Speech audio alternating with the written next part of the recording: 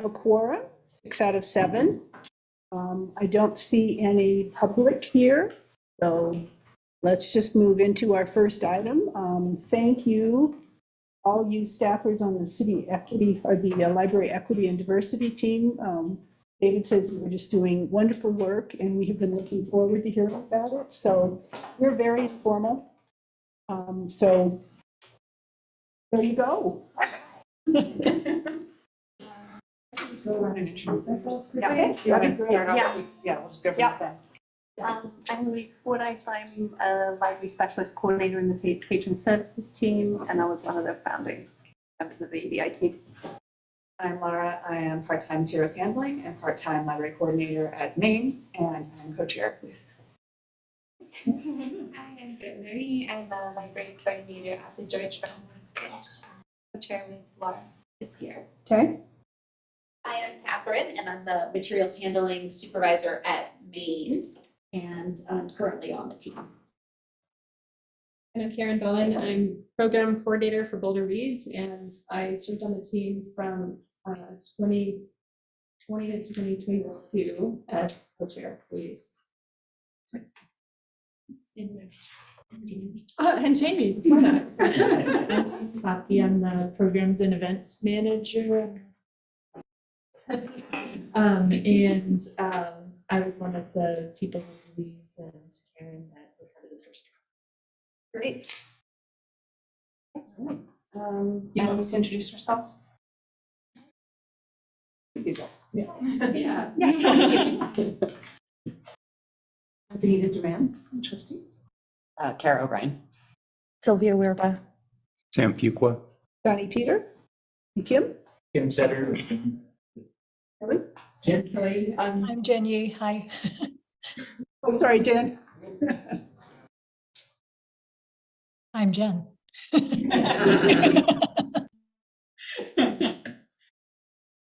So we hoped to just kind of give you a brief overview of how the team came to be. And Jamie was actually the person who came up with this whole plan and team and conceived of this in the first place. Just speak a little bit to Well, there's a lot of pieces coming together. So the city was starting to do work on the city's racial equity plan and had decided to join GARE, the Government Alliance. And there was a group of core team staff who from the library who joined that larger group. And we started doing trainings related to racial equity, kind of starting to sort out what initiatives could be taken on. And then coinciding with that, there was a handful of staff, Louise was one of them, and a few other staff. We went to a library conference workshop related to social justice. And we came back from that, and it was right around the time where we were going to be renovating our bathrooms. And so just inspired by what we had learned, we talked about how we really should be messaging to the public more about what the benefits of these bathrooms are. And so we just kind of took on the project to make a display, and as a result of that, we started thinking, well, there's a lot more we could do. And the city was coinciding, training staff too. And so we decided to put together a proposal to L-Team and tried to make an outline of what we thought the work might be and how we might do it. And we've been evolving it ever since. I will say that, in the first couple of years, there was several staff who went through those core group trainings as part of the city's work as well. And a number of staff have served separately from this on different city subcommittees. I would say that the library, and it's been Housing and Human Services and Open Space Mountain Parks, we were the 3 city departments that formed EDI teams for our own department and started doing department level work. And then we, really liaised with the city to try and make sure that we were still in line with what they were imagining. So the city's mission was really thinking about internal processes as opposed to external. So we as a group had adopted that as our lens too. And then as things grew and the city adopted the racial equity plan, that's been the foundation of our work and what we've been basing it off to. So, and now Karen will share a little bit about some of our first initiatives. Yeah, so the very first thing we did was institute an EDI performance goal in every employee's annual goals. So that became something embedded in the culture and has carried on. Then David came to us and said, we are going to be in a position to hire more people. And so it would be great if we had an outline to help support staff in hiring, recruitment, and retention. So being librarians and educators, we broke apart into committees and did a ton of research and produced a 25+ page document with indices, footnotes, references, and links. And then we worked with a consultant to kind of have the document reviewed. And following that, we ended up to city HR, where to my knowledge it sits. And so regardless of sort of where that plan went with relation to the city, it has had a big impact on hiring here at the library. And in the hiring processes that I've been involved in since the team created that plan, I've brought out that document and I've shared it with the rest of the team. And we have seen an increased diversity in our workforce as a result. And I think now we go to Talk about our survey. Yeah, so the other thing, so it's 2020, some people were partly in person, but mostly hybrid, and many people were totally at home. So we had more opportunities to meet in a virtual space. So it was easier to meet perhaps than it is today sometimes. But one of the things that we really wanted to do is to create trust in the EDI team and create a kind of open environment where people could feel free to share. So a small group from the subgroup on the EDI team worked on a survey. None of us had really had a huge amount of survey experience. I think we're a little over ambitious, but we did create a staff survey, and it was, we had a really surprisingly high response rate. And I think that primarily spoke to, we made some constraints for ourselves, which were not necessarily helpful. One was that the survey would not be reviewed by supervisors. It would be non-supervisory staff. To be honest, that perhaps made our job much, much more difficult, because then we had to learn how to analyze data and things. But a big piece of the survey was that it was anonymous, and that you could fill as much or as little of it as you wanted. But the survey went out to 90 staff at that point, and we had 75 responses. That doesn't mean that everybody had completed the whole, that could have been somebody submitting 2 or 3 times, but it was a really high response rate and a huge volume of data. But what came out as most important from all that data was that retention was a really key piece for employees at Boulder Public Library, and opportunities for professional growth was a really key piece.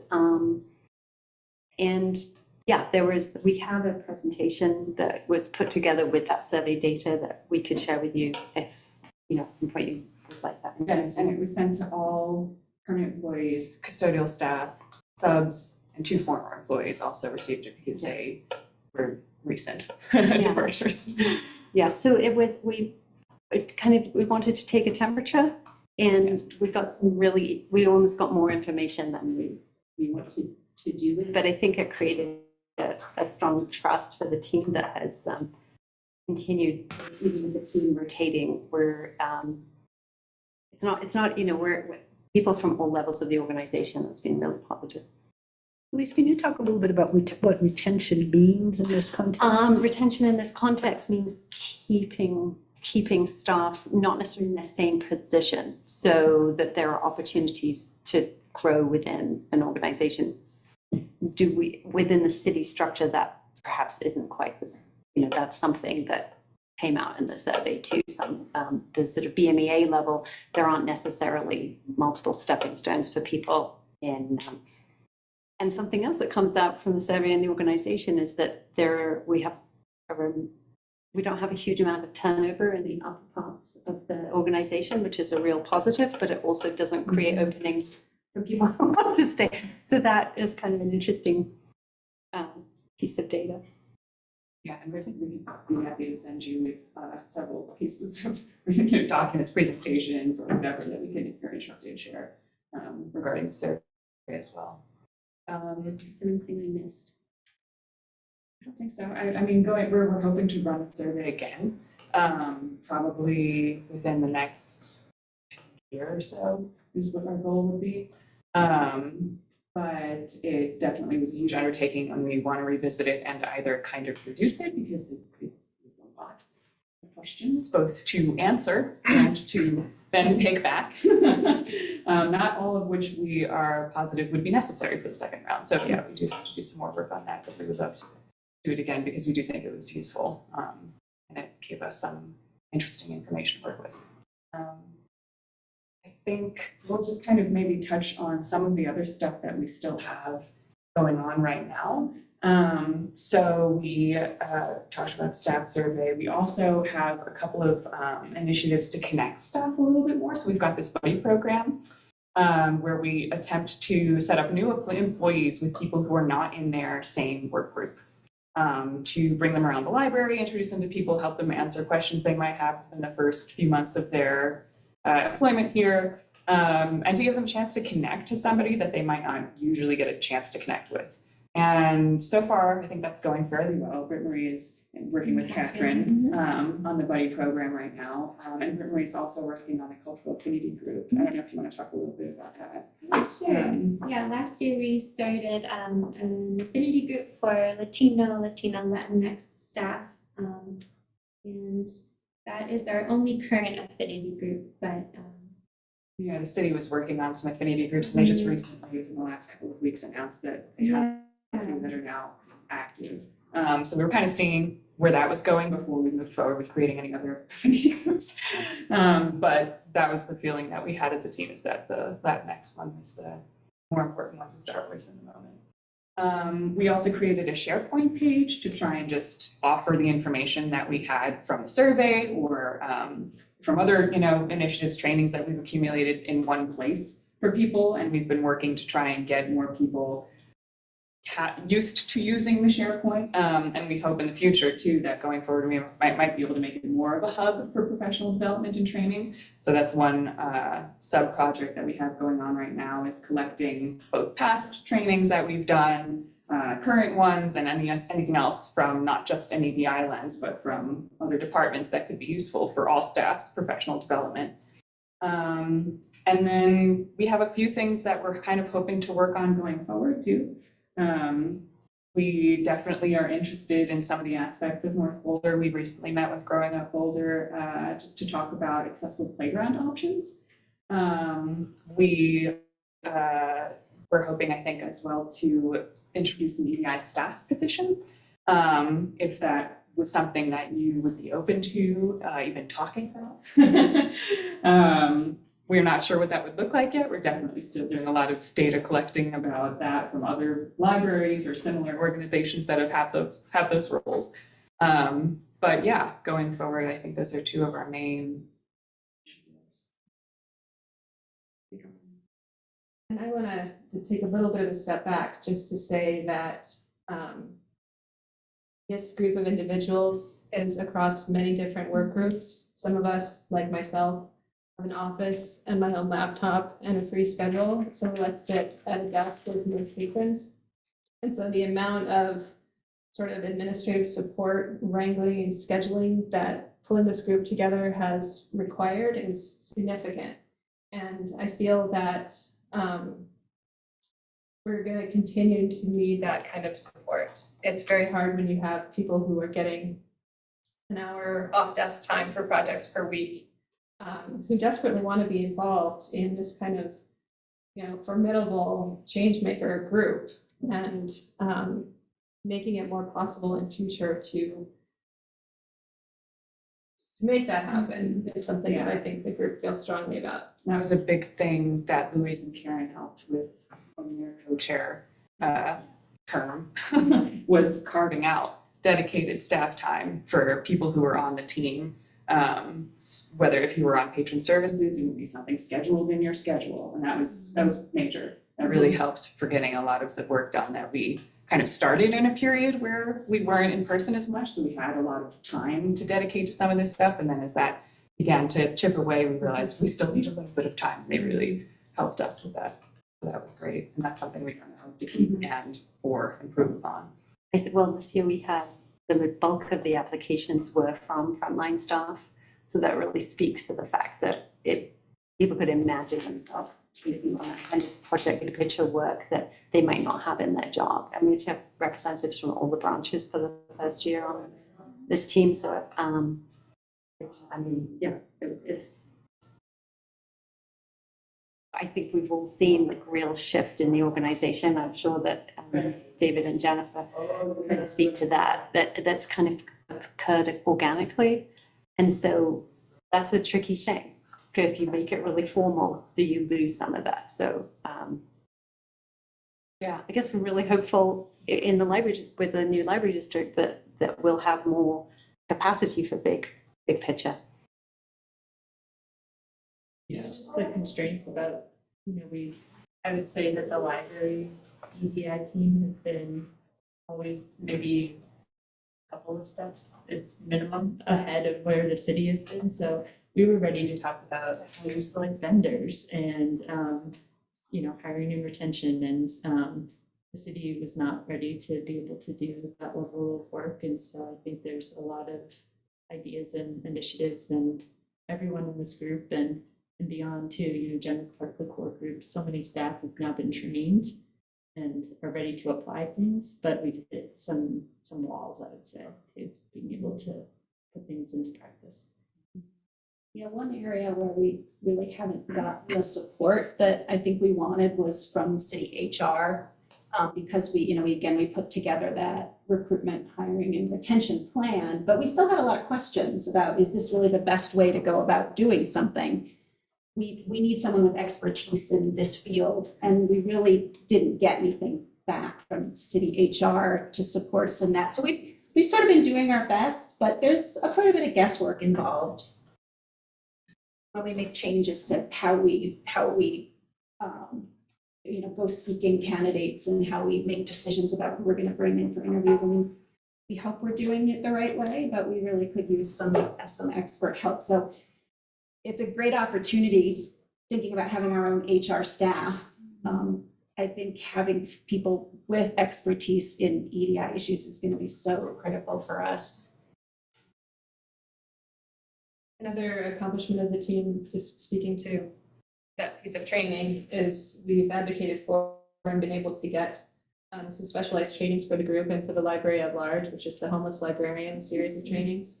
And we're currently still working through social justice in libraries, which is smaller scale, but some of those have also been really valuable to staff.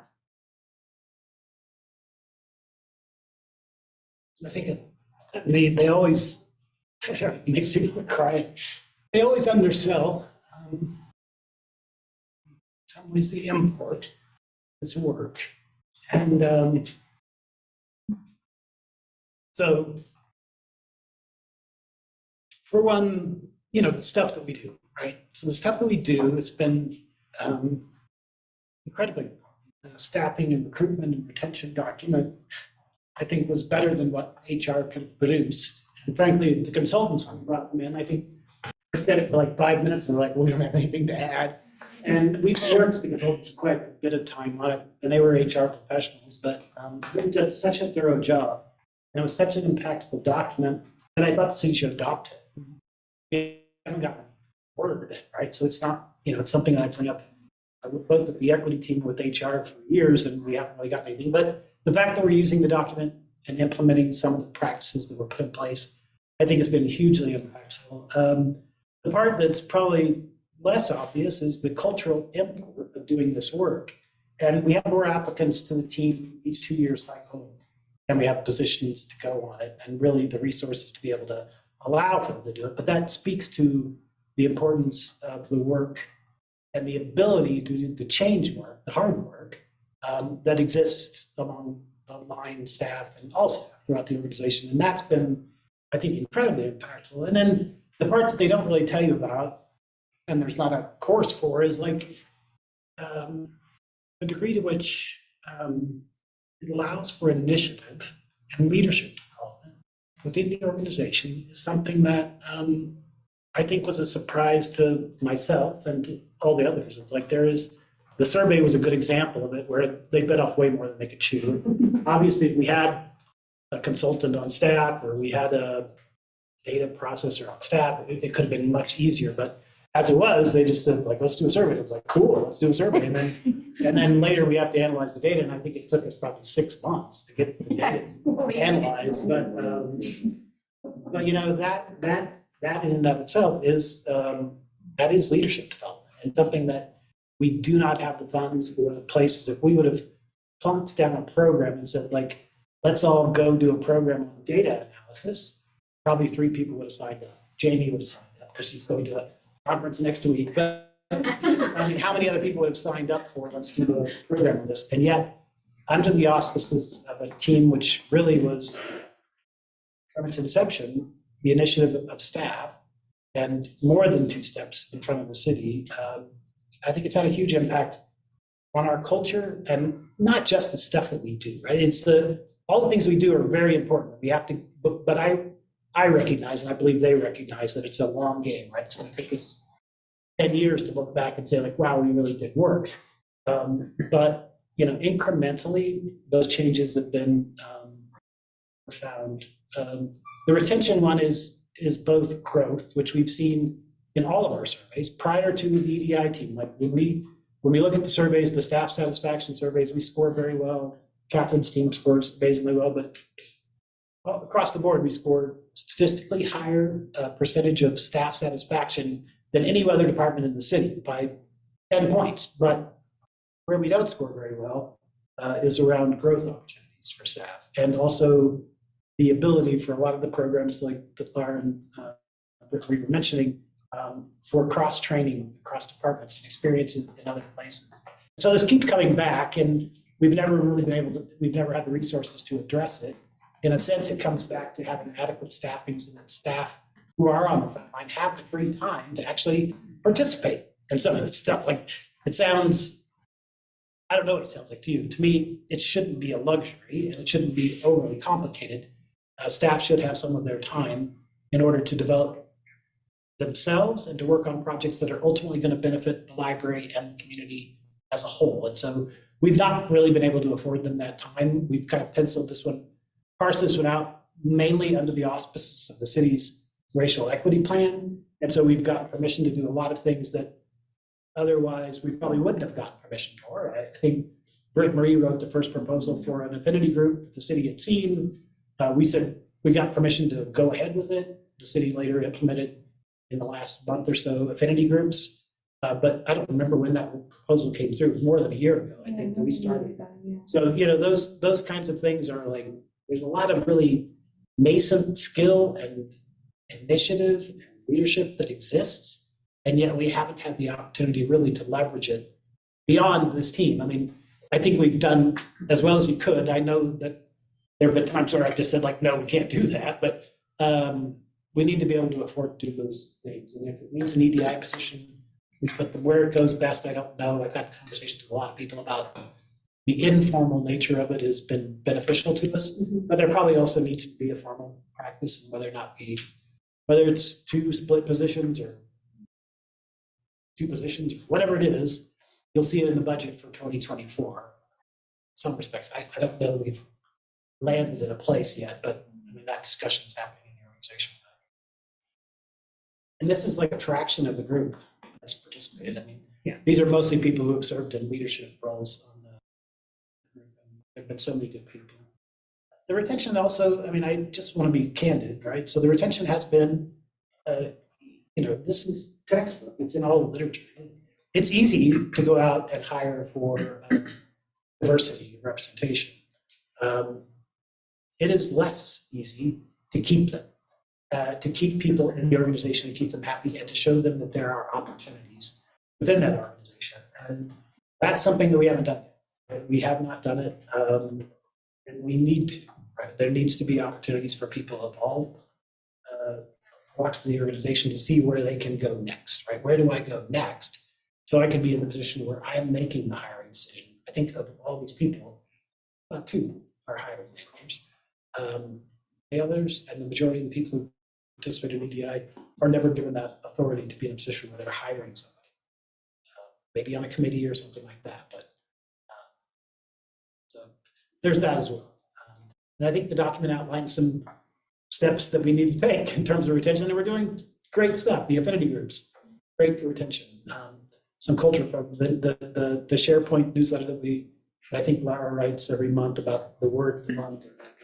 Those are great, right? Like they bring it to the fore, and the organization, centers around it to a certain degree. It's the stuff that we do that's not necessarily noticed by the public. It makes a difference how you feel about what you did that day, right? I can't say enough. Yeah, go ahead, sorry. So I wondered about the report that was sent to HR. Would it be possible for us to receive that because I think it'd be really helpful for us to have that to review and to understand the point of view and all the great research that you all did related to that. Did you say that was last year that you? 2 years ago. 2 years ago. Yeah. It was January 2021 that you came to us, and I think it was delivered like summer of 2021. And then practice consultant piece was rather protracted. And I think we sent it to HR last March, so over a year ago. And it wasn't the sort of final polished project. It was, could we have some feedback? So. Yeah, it was before our current business partners were hired, prior to the current head of HR. So I don't know when that was, but we did. Yeah. And I believe there are notes. I mean, like the hiring managers have used it, that document, since we got, we got permission from the equity department of the city, who you guys will meet Amy Kane or so. She'll be coming to talk about the racial equity plan. We get permission from her to do a lot of things, right? But it doesn't mean there are resources involved, or it doesn't mean that there any guarantee that any of it will be implemented. But that's entirely been up to us and the staff. And so the implementation of it has been under that guise and just with permissions, right? We get permissions to do stuff without resources and or support.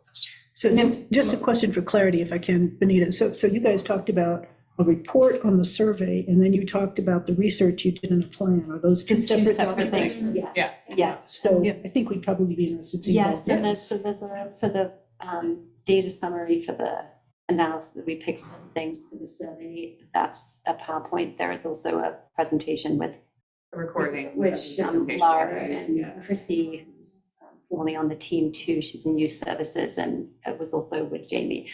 And they were two of the key people analyzing the data, but so there's sort of more than just the PowerPoint if we can send Cheryl. And the current EDI team has an email, BPL-EDI team, so that would be a way to communicate with the current EDI team, but we can also give you emails for Jamie, Karen, and myself, or former co-chairs, so if there's just, to be available for questions. We'd love to be a resource for you as works. Right. Anyway, the second question had to do with the affinity groups. And so if the city is establishing affinity groups now, will the group that you have in place merge with that group right now? Or stay separate, or what's the thinking now? I don't know. Yeah, I mean, we won't be officially part of the city when we're a district, but it would be nice if, since we're a small staff, we might not have, people from other underrepresented groups, but they might want to join in. So it might be nice if we keep our relationship with the city so that we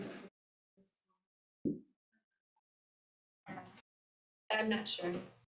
Yeah, we probably have to reach out to the people who are running those affinity groups right now and see if they have any plans for a Latinx affinity group. And if not, if they want to work with us instead. Yeah, I don't know what's formed. Anna, Yeah. that is the person in charge of that. Yeah, they said they're waiting for people to step forward to lead additional groups. Yeah. Yes, really, the majority of our EDI work has very much been internal, like really looking at the internal culture.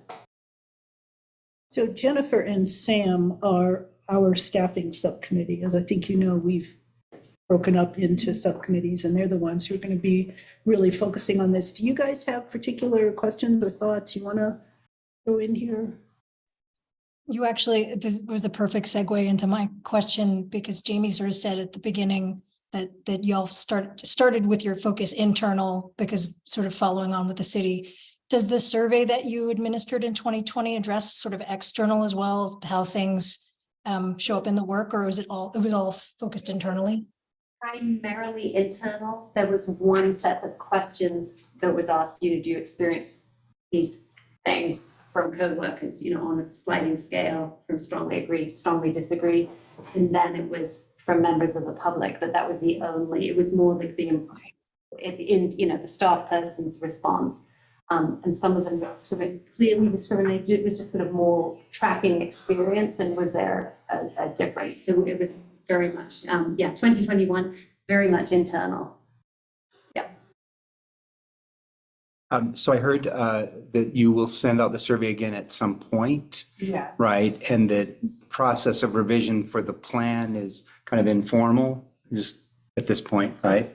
Yes. I heard a need for professional development. We've heard that consistently from David and, all along in this process. And I guess connected to that is the ability for staff to carve out work time to participate in this effort, right? Is there anything I'm missing at a high level? And thank you for doing the work. And it sounds like it's making a real difference. And I'm so happy to hear it, really. So, but I want to make sure I got the gist of your presentation at this point. The survey, just the results of the survey presentation, you mean like the major takeaways? That's going to be sent to us, right? Yeah, and we do, but that's generally what it was. Yeah, it's just kind of some feedback around retention or professional development, staff experience, just environmentally in the library. Is it a supportive work environment? How do you, relate to your job and other people at your job? And just kind of going forward, we're hoping to continue. We want ideally to compare the data to see if we've improved at all, if anything has changed. So we don't want to change the actual survey too much. We do want to keep the integrity of what we were asking in the original survey. Because the goal would be to Definitely would need compare to be the data short. points. Yes. Yes, sort of. And I'm also interested, you mentioned that there are trainings for librarians specifically on homelessness and on social justice. Yes. I'd be interested in, I don't want to go through the training, but I'd be interested in seeing kind of what that entails. Yeah. So the Homeless Library Academy is Brian Dowd is the man's name, and he's a facilitator at a shelter outside of Chicago.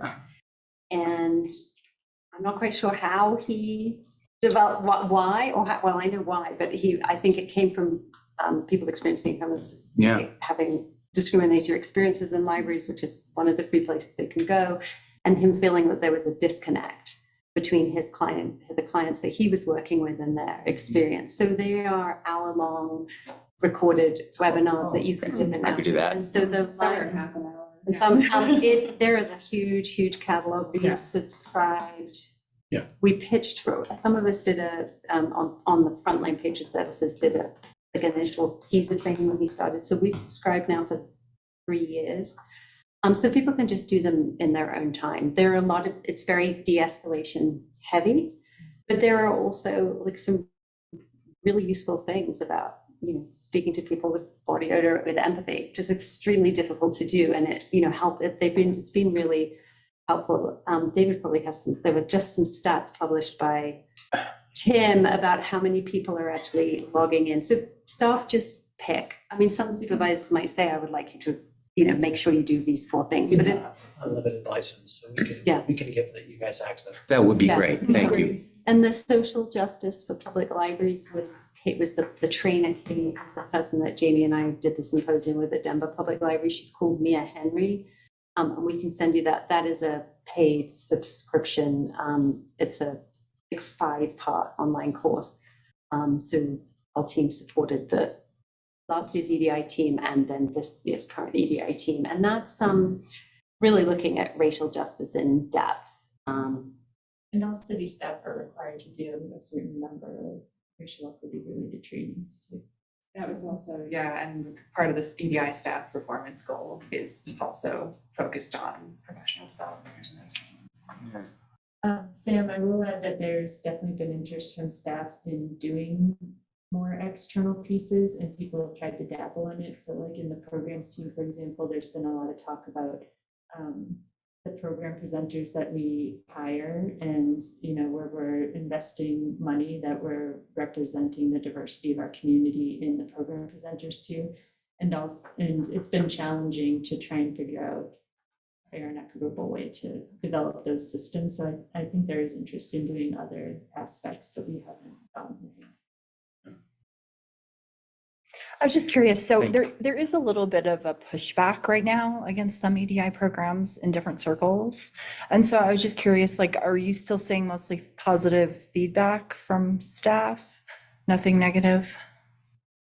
I mean, mostly positive, yeah. I think, on occasion, people will informally come up to members of the team or to us to just like share experience or thoughts that they have. There are definitely very few people who I think, weren't seeking desperately to be a part of the team, who maybe we were thinking like, oh, you seem like such a great candidate or something, and for their own reasons didn't feel that it was a good fit. So, and I can see that, it's not, there is sort of this very generic appearance that we have at the moment. We are exclusively all white women on the team, but And I noticed that. Like, I mean, I always notice that. And I'm glad you said something about the training, because when you're a lawyer, you have to do something called continuing legal education.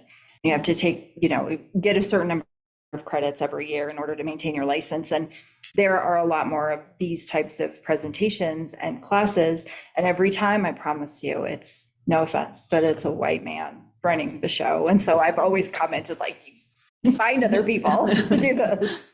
So, it's great that, you're cognizant. I will say at least our intention is still to try and support the best that we can, like we're hoping that we're fostering a trusting environment where people can be honest with us. Exactly. And noticing it doesn't necessarily mean it's a negative. Like I still, just that you've done the work, you're doing it, and it's all good. But it is something that is noticed. And then that question too comes from, there's also hidden diversity, there's diversity from people growing up places, and there's things that aren't always obvious. Right. So there's Totally. that and accessibility. Absolutely. And disabilities and things. So I think it's trying to, a piece of educating, but in terms to your question, if there's pushback about training, I think that would be relevant to supervisors who would actually be able to speak to that. And most of us can't, Right. That wouldn't come, we wouldn't have that information. Right. Okay. Great. Well, I echo what Sam said. It sounds like you guys are doing amazing work. So thank you. Jen, you have your hand up? I didn't, but I just want to say thank you as well. I guess I did have a small question around, one of the things I love that you shared was that, I think I understood this correctly. Did each staff member have an EDI goal in their annual goal setting? So that, I think that is so cool and actually really innovative. A lot of organizations haven't figured that out yet. But I wondered, related to Sylvia's question, if there was any pushback about doing that, implementing that, and then continuing it, into these present years. That again would be a really good question for the supervisor group, but also to clarify, it's not the same goal. So for example, in patient services, there's a goal very specifically related to working with the public, and you can, and as currently as city employees, most teams will have some standard shared goals, and then employees also will have one or two that they, so there, if someone's particular, like in my case last year, I was a co-chair on the EDI team. I didn't just want that little standard goal, thank you very much. I wanted the nice big one that I could write. So, that's a piece that I think there's some autonomy there in that if people have particular interests. Yeah, we typically do the goal setting. We have a uniform kind of categories that we're using for goal setting. I think prior to us having an equity goal, we all had a customer service goal. So that was everybody, we all had one across the board, and it may look different, but had to be defined within those values that the city has. One of which is equity and one of which is service. So we tend to define the goals around those values, which are the racial equity plan, which we are going to be asking you to adopt in the coming months, though, is important as a document, not necessarily for anything specific that's in it, right? But it is a grounding document that we have utilized. Even, I think this all began really before. It began through microaggressions that staff were subject to. I think Louise came to a staff member's defense, won an award.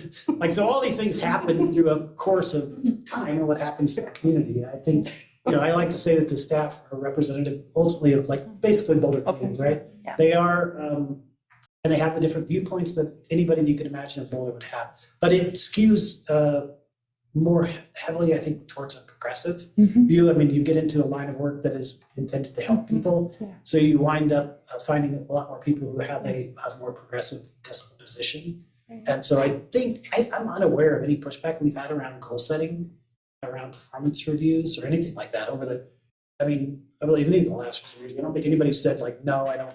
And most of the goals they can be quite simple. It's like training. And I think at this point, our completion rate is, for some of the training, is nearly 100%, right?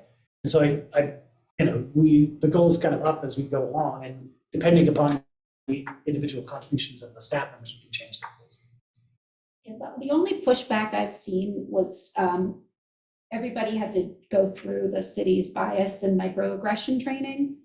And there were a few staff members saying, I'm not sure why we have to do this because I know all this already. And it's true, I think that there's so many more conversations happening at the library than in all the other city departments that, a lot of people felt like they were kind of ahead of the curve, but it was trying to get people to understand that you can dig deeper with these topics. Nobody ever really knows all of it. There's much more to learn, and getting staff to kind of continue to be excited about digging deeper is kind of one of the challenges that I have with staff. Right, kind of conveying that there is value in this continuing education. Right. That it's not just one and done. And it also involves, it has to begin with a lot of self-work. And that's been one of the things on the team is a lot of really intentional work to basically orientate. We requested and received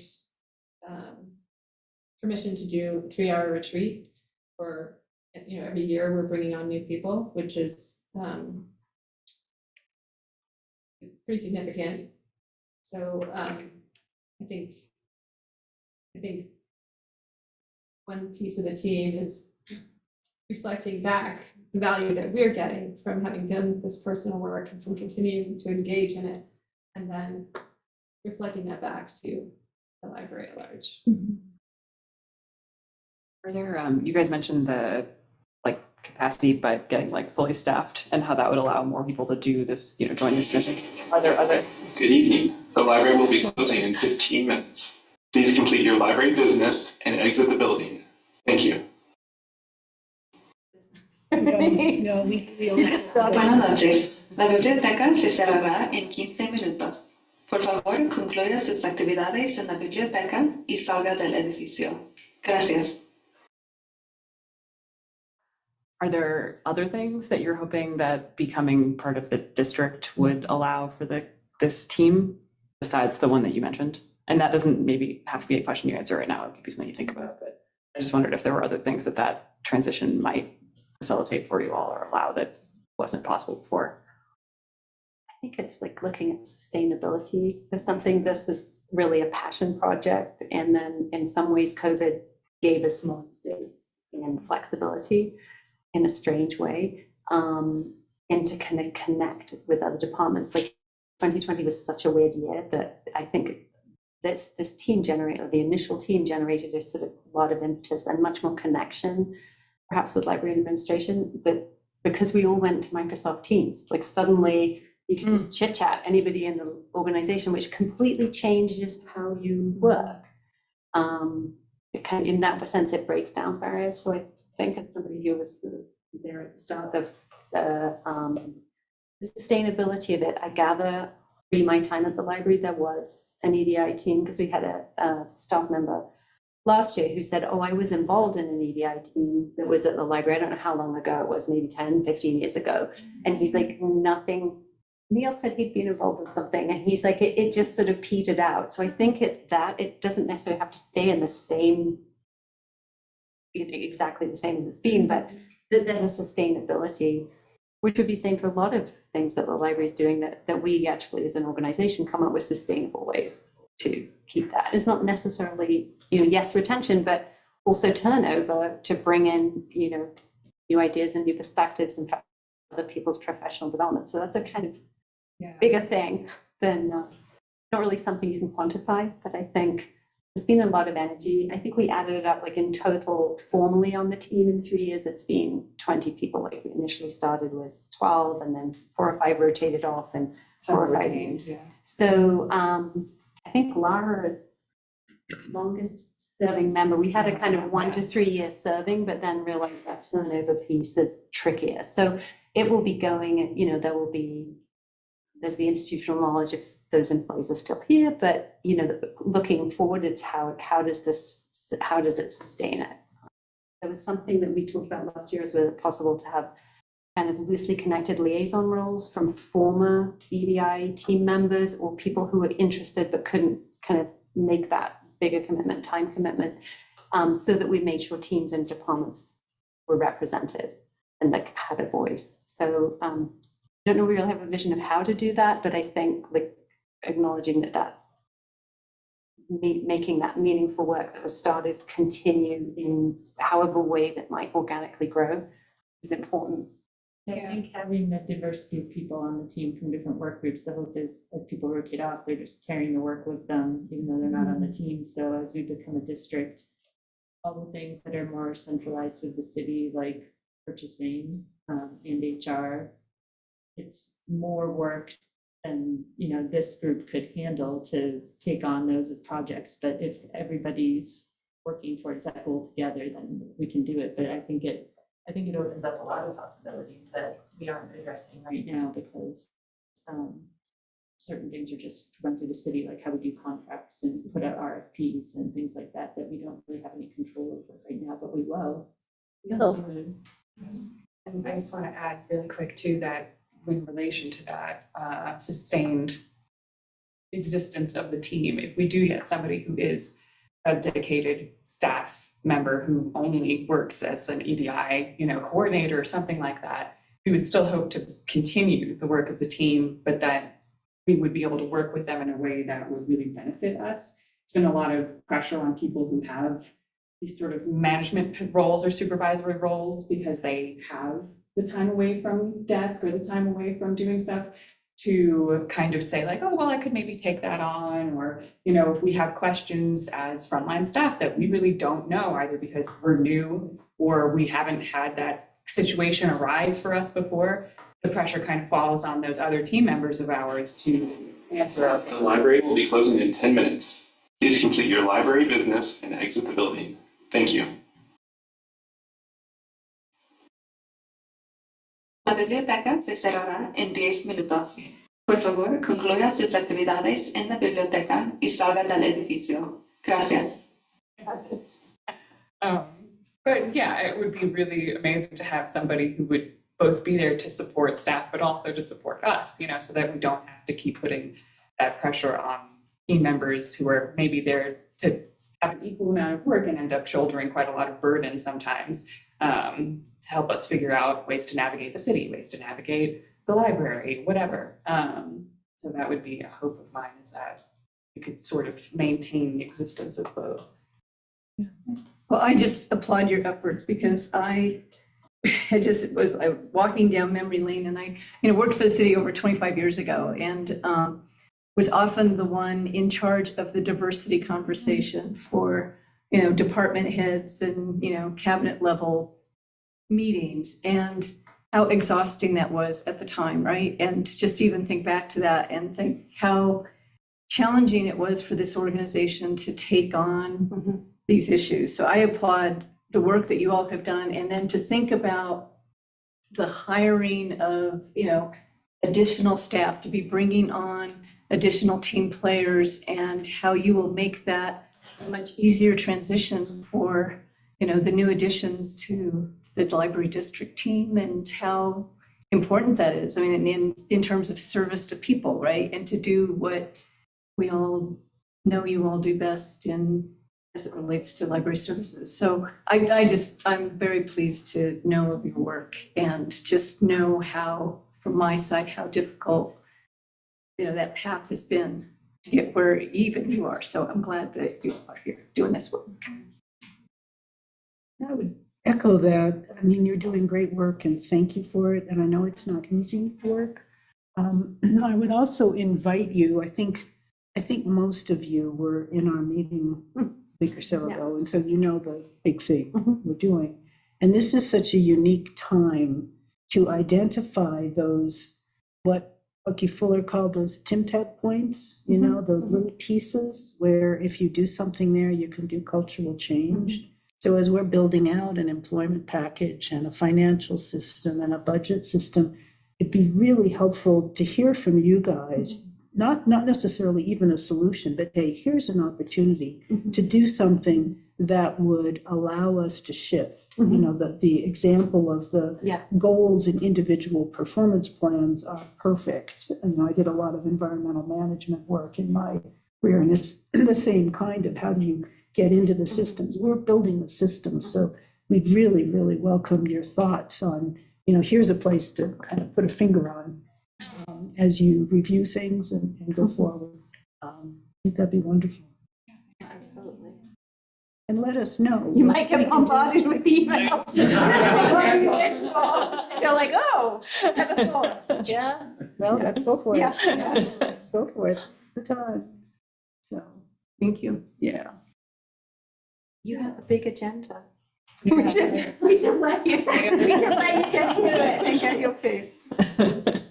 Well, thank you for having us here. Yes, And thank you. please do know that you can ask us stuff too. We've got, all kinds of notes that we've taken, bookmarks, trainings, handouts, flyers, stuff, all kinds of stuff. So I know that Marie and Laura would be happy to. Yeah, we'll reach out to you with the documents, the staff survey, the retention thing. We'll send it to you from our EVI email, so that way you'll have that. If you do have questions, you can just send it to the team. That'd be great. Yeah. One other thing I would just flag, the CalCon agenda came out today. I don't know if you guys had a chance to look at it, and there are a number of tracks on that seem to be in this wheelhouse. And we're talking about, whether we're going, if you see particular things you think this would be a good one for us, flag that for us.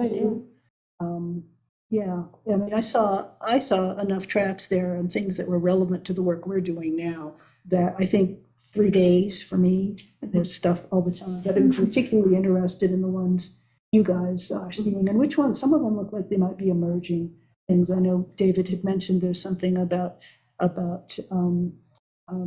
mental disability and how we deal with some of those kinds of things, and that's one of the tricks. The library will be closing in 5 minutes. Please complete your library business and exit the building. Thank you. Thank you guys very much. Thank you. We need to talk about it. La biblioteca se cerrará en 5 minutos. Por favor, concluya sus actividades en la biblioteca y salga del edificio. Gracias. We need to talk about the email and survey. I don't know if I told staff that we would document. It is a so I don't know. The data analysis? We wouldn't be emailing the So it's full just the survey. It analysis. would be the, Oh, the email. yeah. So it's yeah. not the data, and it's not the, it would just be the presentation. And I was just going to add, there are specific questions around the survey. That was Karen and Laura, Jensen, and Youth Services really was a lead on it, and she was formerly on the EDI team, and myself. So if there are, we'll just do our best in our non-data expertise feel. We had so many discussions that you kind of don't really capture it, and how we maintain the anonymity and how we track stuff. So, so it's a summary of the things that we took from the bulk of data as to what was particularly important. You can totally see why the library was so far ahead of the curve in terms of comparing it to the city. So, very cool. Yeah, I mean, the city document is helpful, and we're bringing that forward. I mean, and it's helpful not for the external facing things, which I think we will have work to do on, but workforce development and the hiring process, and then really as a kind of foundation document for a lot of the programming work we do. We kind of point to that. If somebody has questions like, why are you doing this program about X? We can point to that document and saying this is a part of the policy. And so in some sense, we need, you guys will look at and review it. I'm not sure that you're going to find all the things, you're certainly not going to find all the things that you would like from a policy in it, but the adoption of it, I think, is pretty critical because we don't want to be in the wind, even for a little bit of time, without that foundational document from which we are working. And we could send you the blanks, like a blank of the survey, so that the data actually means something. Right. So we could, well, we can't. Good point. We can't send you, but we can that way. And we weren't sharing, it was, this is the Library Board of Trustees, so it's still an internal. It's not outside the organization, just now. Make sure you give us. Request it. As worth this meeting. As was, okay, so, but it's still, Yeah. So that's something you can think about. We can definitely send you the blank set. Well, thank you. Thanks so much. Thanks a lot. Yeah. Shall we take a 10-minute break? Got some pizza. Got some dinner? I think that I can cater families. Just getting a hit list of caterers here. That's urgent. I mean, I would expect. We're handling it off Not a box checking exercise. Yes, yeah. Thank you all again. We have a launch here. It seemed pretty straightforward. If people want to rewrite what we have, we do. Bylaws like Otherwise, yeah. Basically, the bylaws are taken from, taken from other library districts and the commission, and the Justice handbook is basically the commission's. Yeah. So I wouldn't think that, you never know. Actually looking for from the meeting tomorrow. Jen and I are meeting and David. So I keep thinking I messed up because Doug isn't sitting beside you. I'm used to having him there. So the next thing in the packet is to review and consider adoption of the bylaws. And hopefully you've had a chance to look them over. Basically what we did was Johnny and I went through and we mostly took the bylaws that we saw from Douglas County, who covered all of the particular issues that we wanted to keep, and obviously we need to have. So, and I'm hopefully you had a chance to read them. Any questions, comments, thoughts? A nitpicky question in the bylaws. There was a sentence that's about reimbursements that says trustees will follow current policy and procedures around reimbursements. And we don't have any yet? Right. Is that your point? Yeah. Yeah, There's wasn't sure that would refer to there's a those couple, two. there's gonna be a couple of times that happens. Okay. And that'll just be like, there'll be future policies that it'll refer to. The way to avoid that is none of us should ask for reimbursements for anything until after those other policies are passed. Problem solved. Exactly, I mean, that was how I sort of viewed it, I don't know. Johnny? Was that, That's what I assumed, is that there would be Right. policies. there would, yeah, Yeah, Yeah. yeah. And I thought, is it in the law that somewhere, I mean, I've looked at so much languages. right. Isn't there language that says we can only get reimbursement for specific expenditures? can't remember if that's in the law, or the bylaws, but that. It might be both. It's in here somewhere. It was just a like procedural. Yeah, no, it's a good catch, for sure.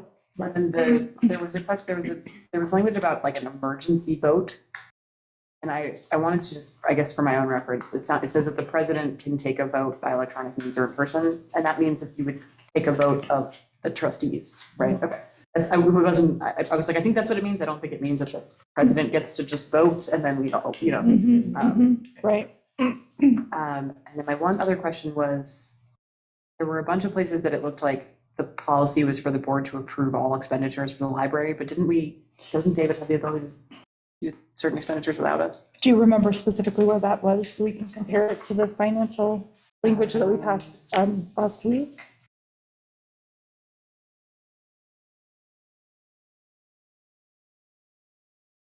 I just shut up places. So like, under You're talking about Article the bullet 3, point? powers and responsibilities, one of the bullets is authorization of library contract purchasing, borrowing, and bonding for the library.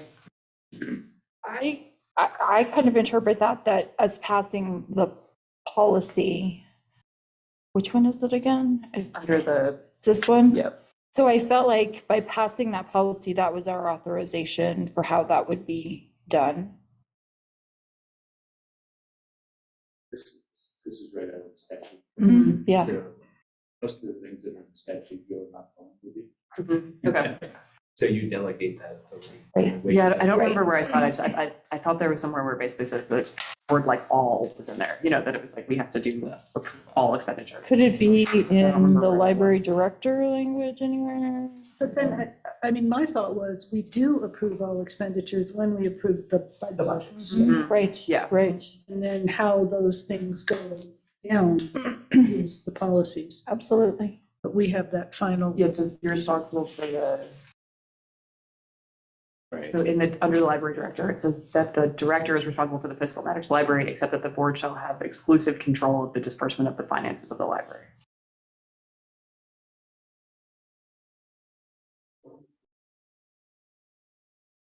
Is that from the statute as well? It's on page 6. Bottom of page 6, there's like a. It's bullet in the that lists some of library duties. director section It's like 2 a carve out. duties. And it's the 3rd bullet point. I don't remember the language.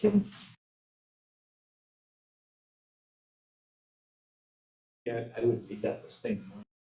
But it's- You're gonna delegate. Right, You're not gonna say. Just can't. right, right. No, I mean, Yeah, either the law, there's lots of. Mhm. And I think your, Johnny just said, your policy right now, David can only do what's on the budget, which you have approved. Anything that falls outside of that budget or is over 30,000. We're gonna review it.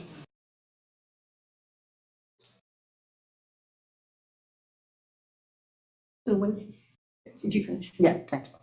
So the one thing I was thinking about is related to the compensation is that as commissioners, we would receive an eco pass.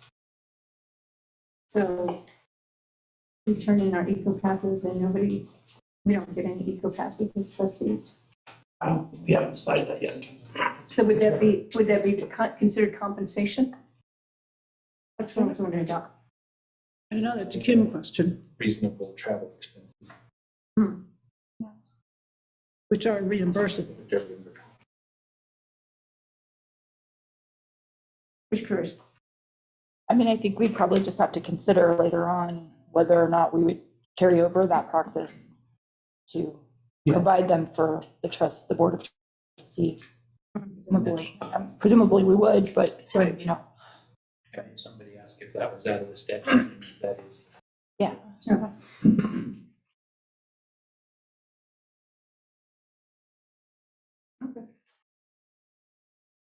Somebody want to move adoption? Move we adopt the bylaws presented to us. Second. Okay. Jim, any questions or comments on your end? I just had one question about under the first clause around duties of officers, it says the board reserves the right to delegate to the library director. What sort of, I didn't know what sort of duties we would delegate from a board level, from the officer level to the library director. I just wondered what examples of that there are. But it's more of a curiosity thing than a objection. Treasurer. Yeah, yeah, Responsibility for taking notes. right. Oh, just taking note. Okay, got it. Some of the signature pieces too for the president, it seems like. I mean, it looked like there were some that have to be reserved to the president, but a lot of the check signing and financial stuff, it looks like. Okay. Some districts have the president signing everything. So, Got it. Okay, thank you. okay, well, all those in favor? Aye. Aye, okay. Okay, so the handbook, bylaws we have to have, the handbook we don't have to have. I took the lead on this one, and I want to talk a little bit about the origin of this and why I think it's really good for us. So the Library Commission has been working from a version of this, I think, for almost 10 years now. This handbook in its current form, and I think there might have been a prior kind of version of it, but in this current form, that was something the commission took up my first year on commission, and there were two major impulses for it, as I recall.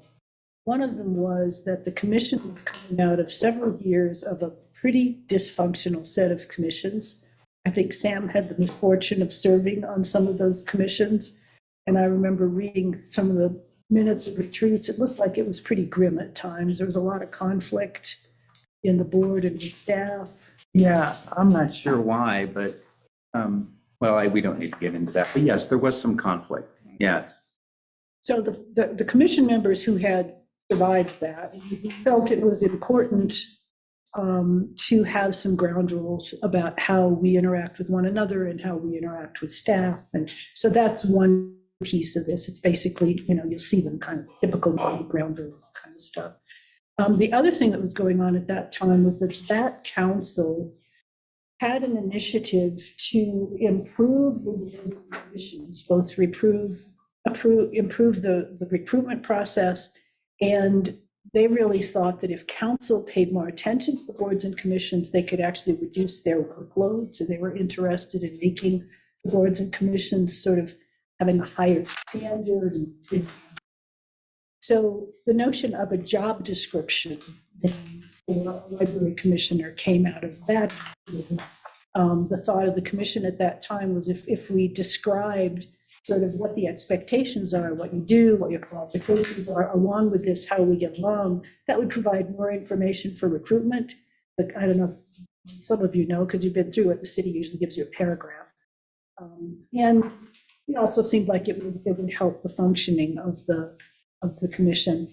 And then we included some introductory pieces on this is the library and this is the library foundation, which are in here. David updated the programs in the library, so I think that's good to go. I had Chris Barge take a look at the library foundation piece. There's one additional piece he'd like us to add based on the conversation today that I mentioned. The one piece I did not include in here that I think we would want to do is a budget primer.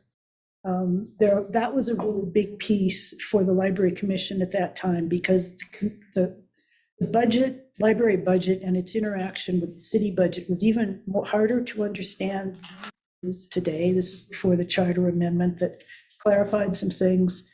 And at the time, our financial guy, Devin, did a wonderful job of this plain English. Here's how the library budget worked, which we all kind of got on our knees and kissed his feet for.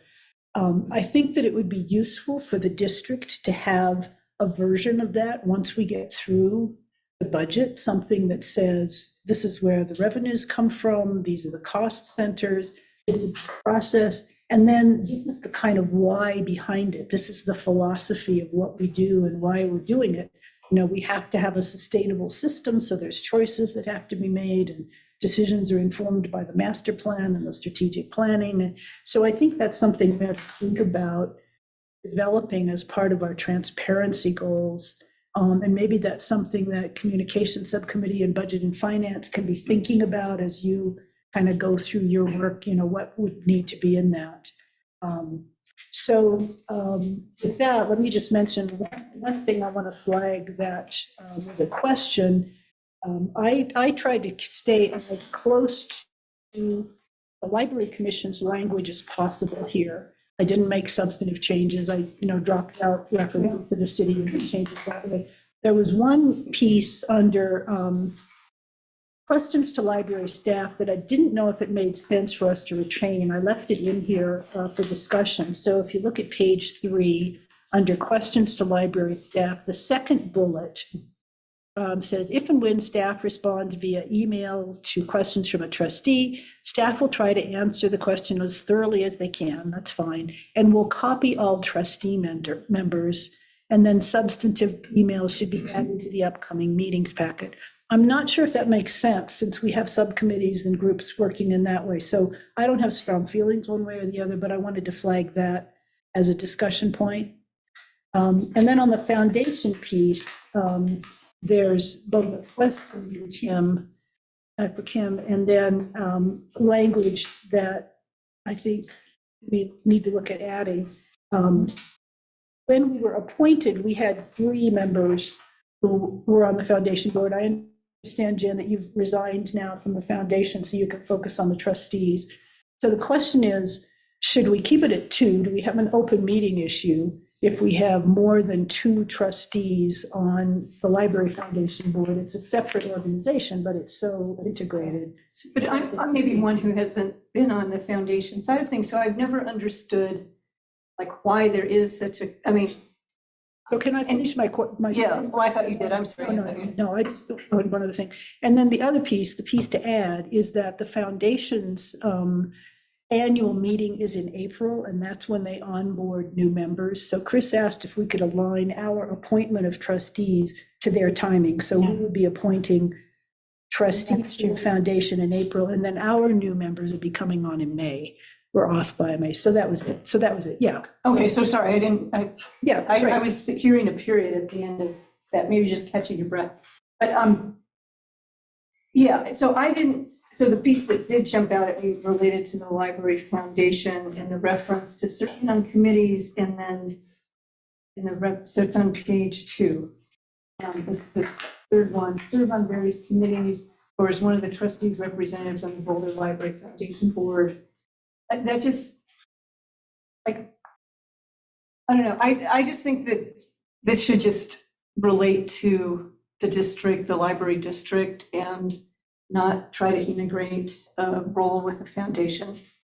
But that's because I've not been a foundation member, been invited to be on the foundation board, any of those things. So I have little awareness of it, but I just don't see it as integrated into the body of work related to the district. So if I could respond to that first, maybe you can maybe we could have put this in the bylaws, and this didn't seem to me like an appropriate thing to put in the bylaws. It seemed like putting it in the handbook made it more flexible and I discretionary. probably would have opposed it in the bylaws. So that's one piece. Why we do it is because library foundations are integral to the operations of libraries. I was on the foundation board when the foundation went through their kind of process of coming into this century. And one of the first things we did was benchmarking a whole bunch of libraries around the country to see how they interacted with their foundations. And what we found was that our foundation was actually unusual in that it is not part of the library. Most of them are actually run by the library. It's the library director because they are the library's fundraising arm. And the reason ours is independent is just because of history with the city and this sort of tension over who gets to control that money. So that's one piece. Chris Barge and I had a conversation about this last, I don't know, May or something like that. And he said that it's especially important for the foundation to have representation from us because their particular 501c3 designation is not a standalone 501c3. it is something that requires integration with the public library. And if they want to do things like, let's say somebody, let's say I want to leave my house to the Library Foundation, large money management companies will not allow that to happen unless you can show that there's this tight integration, which kind of requires representation. So that's my understanding of why we need to do it. Yeah, there's actually, in your 501c3s, you've got foundations, and then those foundations are broken into like 5 different types. And this type has one purpose: support the library. And it has a lot less oversight because of that. But I think the way it's stated in the Internal Revenue Code is it has to be controlled by the library. And that can happen in different ways. One way is same board in some cases. Or shared interlocking directorates, we call it, stuff like that. And this foundation started out with the commission as the board. The commission actually started the foundation. And then the city started saying, well, if it's board members, it's our money. And so they went through a process of separating, went down to this 2 people representation. That's the history on it. Interesting. I didn't know it. Yeah, there was a lot of fight. What years were that? That was in the Bob Westdyke up to Jim Piper kind of time. And the Parks and Recreation Board had the same thing. They also had a foundation. The Parks and Recreation Board was there. Their foundation went away. They now have this new Play Foundation, but they actually went away. Now, one other thing I'll say is that some libraries have 2 organizations. They have a foundation and a friends group. And the friends group tends to be the volunteers, and the foundation just does capital fundraising. It's my understanding, and you guys that are serving on the board may know more, it seems like our foundation is now moving more in the direction of doing capital fundraising. For many years, they've been providing program funding because the city wasn't doing that. But I think they're going to shift more into that traditional role. Yeah. I mean, I think that, and Jen, you were on the foundation board a lot longer than I have been. But I can't imagine the district trustees not being part of that. I can't envision that at all. Jen? Yeah, no, I mean, my understanding was that the commissioners, prior to a district existing, the commissioners had to be on the foundation board in order for it to exist. So it sort of, just to reiterate what Johnny said, so that all makes sense to me. And now I actually know more about why that is now than I did before. Well, it's made me think about impact on education, whose sole purpose is to support the Boulder Valley School District. I don't know their IRS designation, but school board members have never served, to my knowledge, on the impact board. The superintendent always serves on impacts board. So there is that. So that would be like David serving on the Library Foundation board. Yeah. So that's interesting. Yeah. Why wouldn't it be? But they could change their bylaws too, right? It had a level of stability. I mean, I've been here 10 years. The foundation has gone through an enormous change in that time. And really 2 to 3 periods of transition, which have been, somewhat disruptive. I think that my sense is that the commissioners who have participated on it have provided a level of stability that, they're going to stay at least for the year term. So it could be that you could be on there, and is it that other, is it, I think I saw up to 3 members or no more than 3? Is that what I saw here? Up to 3 is the language in there now. Well, I'm asking Depending on what the answer is from Kim. The other thing you could do is, of course, is the open meeting.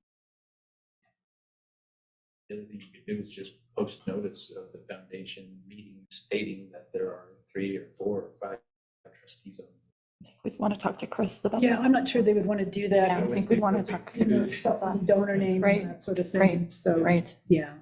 And again, with David, it'd be a little awkward, I think, for David to be serving on the foundation board since they have their own executive director now. Again, in a lot of other libraries, the library director is also the director of the foundation. Well, but he's not, he would just be a voting member. He would be a member of that board. He's not he's not taking on the role of the executive director. He would just be a voting board member. um, that board, but, yeah. But so with other so now that we have a stable funding source, I mean, I've wondered what the foundation's plans are related to. I mean, they've filled the gap, right? I understand that in these years of, when city funding went away, they were there and all that. But I mean, is there a sense that you'll need to do as much or more, or is it just capital campaign focused? Or, I mean, I have no awareness of their operation. That's what I said. Well, and I think a lot of it's going to depend upon like our budget and how smoothly the transition goes. I mean, it is in flux right now. So, I mean, there won't be like a specific answer to your question because they do understand that, their purpose is changing now. And so I think it's still early enough that they will still want to do a lot of things and support the library. That's not going to go away. And the one comment that Chris had on this library, actually on the library overview, there's a place in programs where program leverages grant funding support. And Chris suggested taking that out because he doesn't foresee the foundation doing that. And I pointed out to them that the foundation is not the only organization that the city leverages grants from, the library. So we left that in there.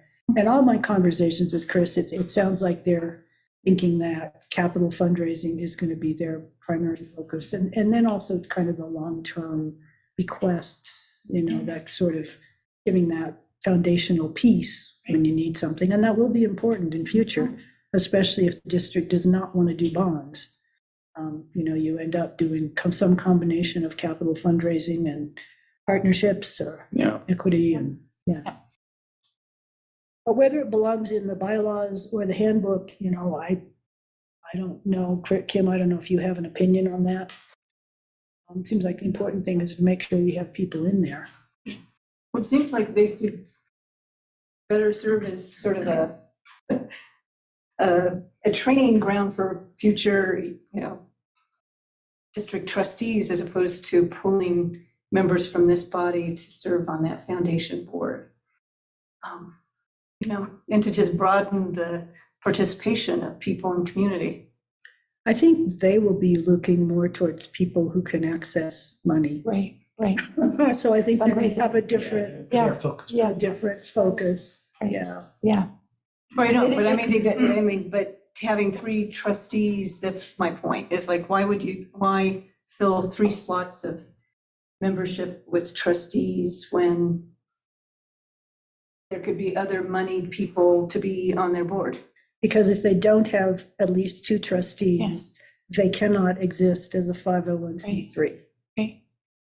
I think that, I mean, if the concern is that there was a possibility of upping it to 3, I mean, I'm personally totally fine with keeping it at 2. That makes sense to me. Me too. And so I think just changing that language to 2. Yeah. They have to have trustee representation. Or trustee or library district representation. I mean, it could be. Yeah, library district. But the trustees are that. Right. And David. But David works for us. Right. So I think it's much more appropriate for vision and direction to come from the board than from the person to whom the board delegates responsibilities. It's a board-to-board kind of thing. I like the idea of David being a voting member of the board. If you have to show up there anyway, exercise your democratic right to vote. Well, I think that's a conversation for the foundation board to have. Yeah, but then that would count as 1. But I am there requesting money. So requesting money and then voting in favor of my requests. Right, that seem a little To me, but, conflicted, yeah. but that's Will you be okay. there requesting money now? Yeah, I mean, I want as them a to, district? I want them to focus on the district's ongoing capital needs. They don't have the leisure or their 501c3 status means that they have to get the money to the library.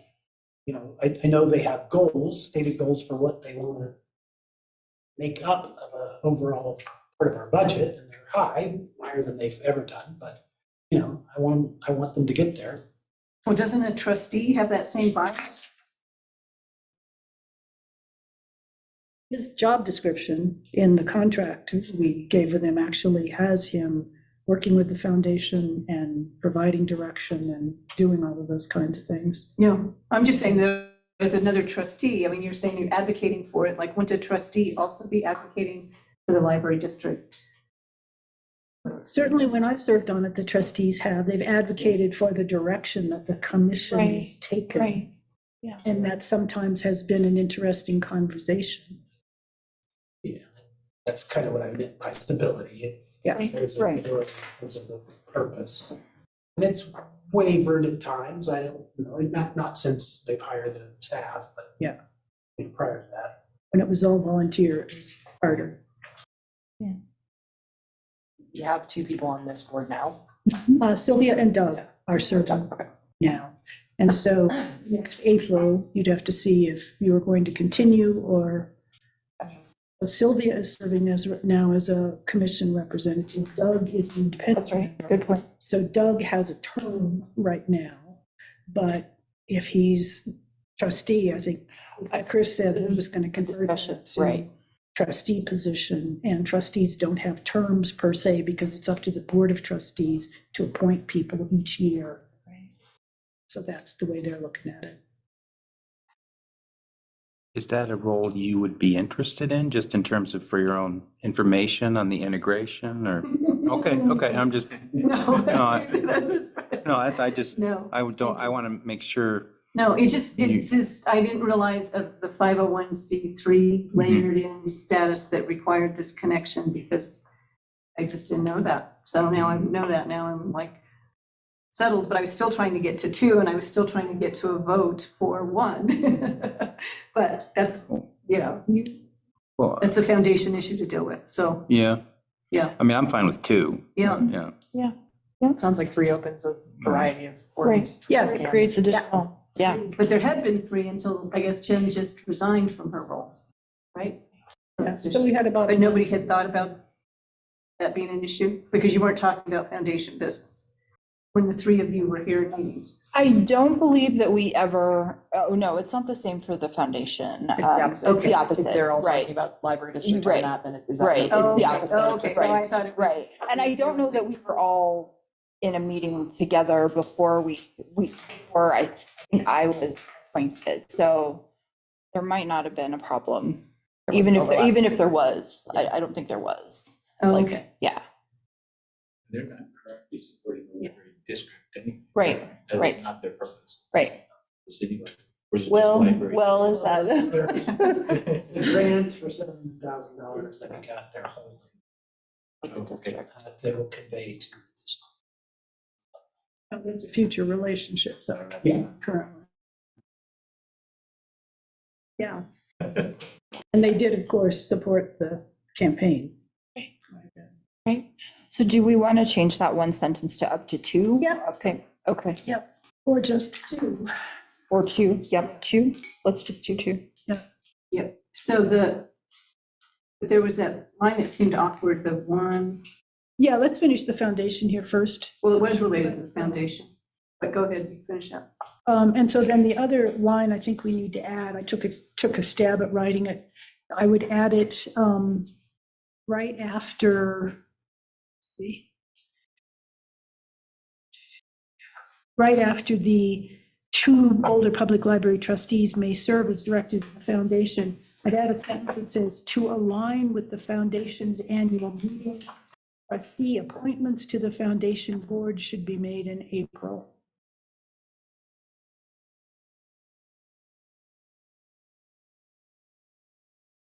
And our terms end on May 15th. Correct.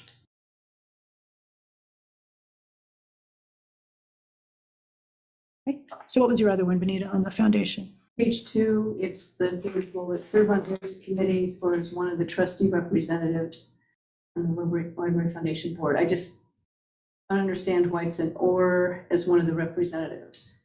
There's a expectation of you can serve on various committees. And you could be a trustee representative. Is that an equitable workload issue for you? Like you're going to take the light lift of being on the foundation board? Or no, I'm asking, is that the concern? I don't know what the various committee, it doesn't even seem to be like the same weight. It's like serve on various committees or be on the foundation board, because the various committees are the committees of the board.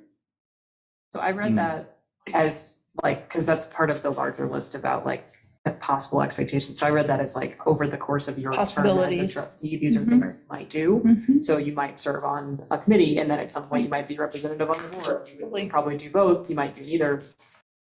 I think like, so that I read this as just like part of a larger list of expectations over time.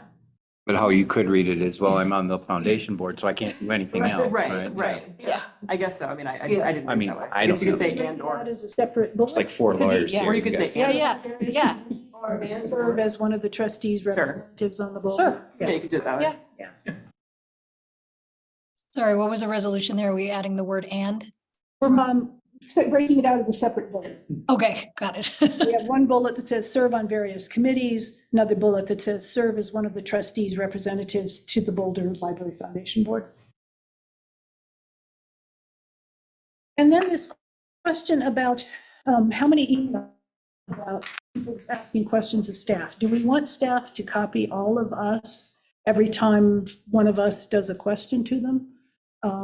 Again, I don't have a strong feeling. It's or how much we want to have our emails filled up. Well, it's that, and I think the original reason for this that we, that commission packet, was to, any dialogue between any one of you and any one staff member would ultimately become part of public record. So there wasn't a means by which any one trustee would be in conversation, long-term stuff to be done with an individual staff person. So the reply as a request for information was intended to be entered into the public record. And then there's a discussion about that. Thus, no individual trustee directs staff.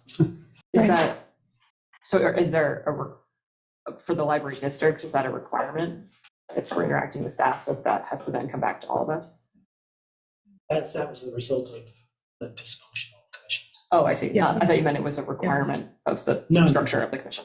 Yeah, it was the result of various individual commissioners requesting work of an individual staff member who produced that work and mailed it back to the commissioner without the rest of the commission. Yeah, and I don't think since I've been on the commission that's ever happened. So, yeah, and I mean, yeah. So, right, well, no, but I mean, but it's a good, I think I could guess, yeah.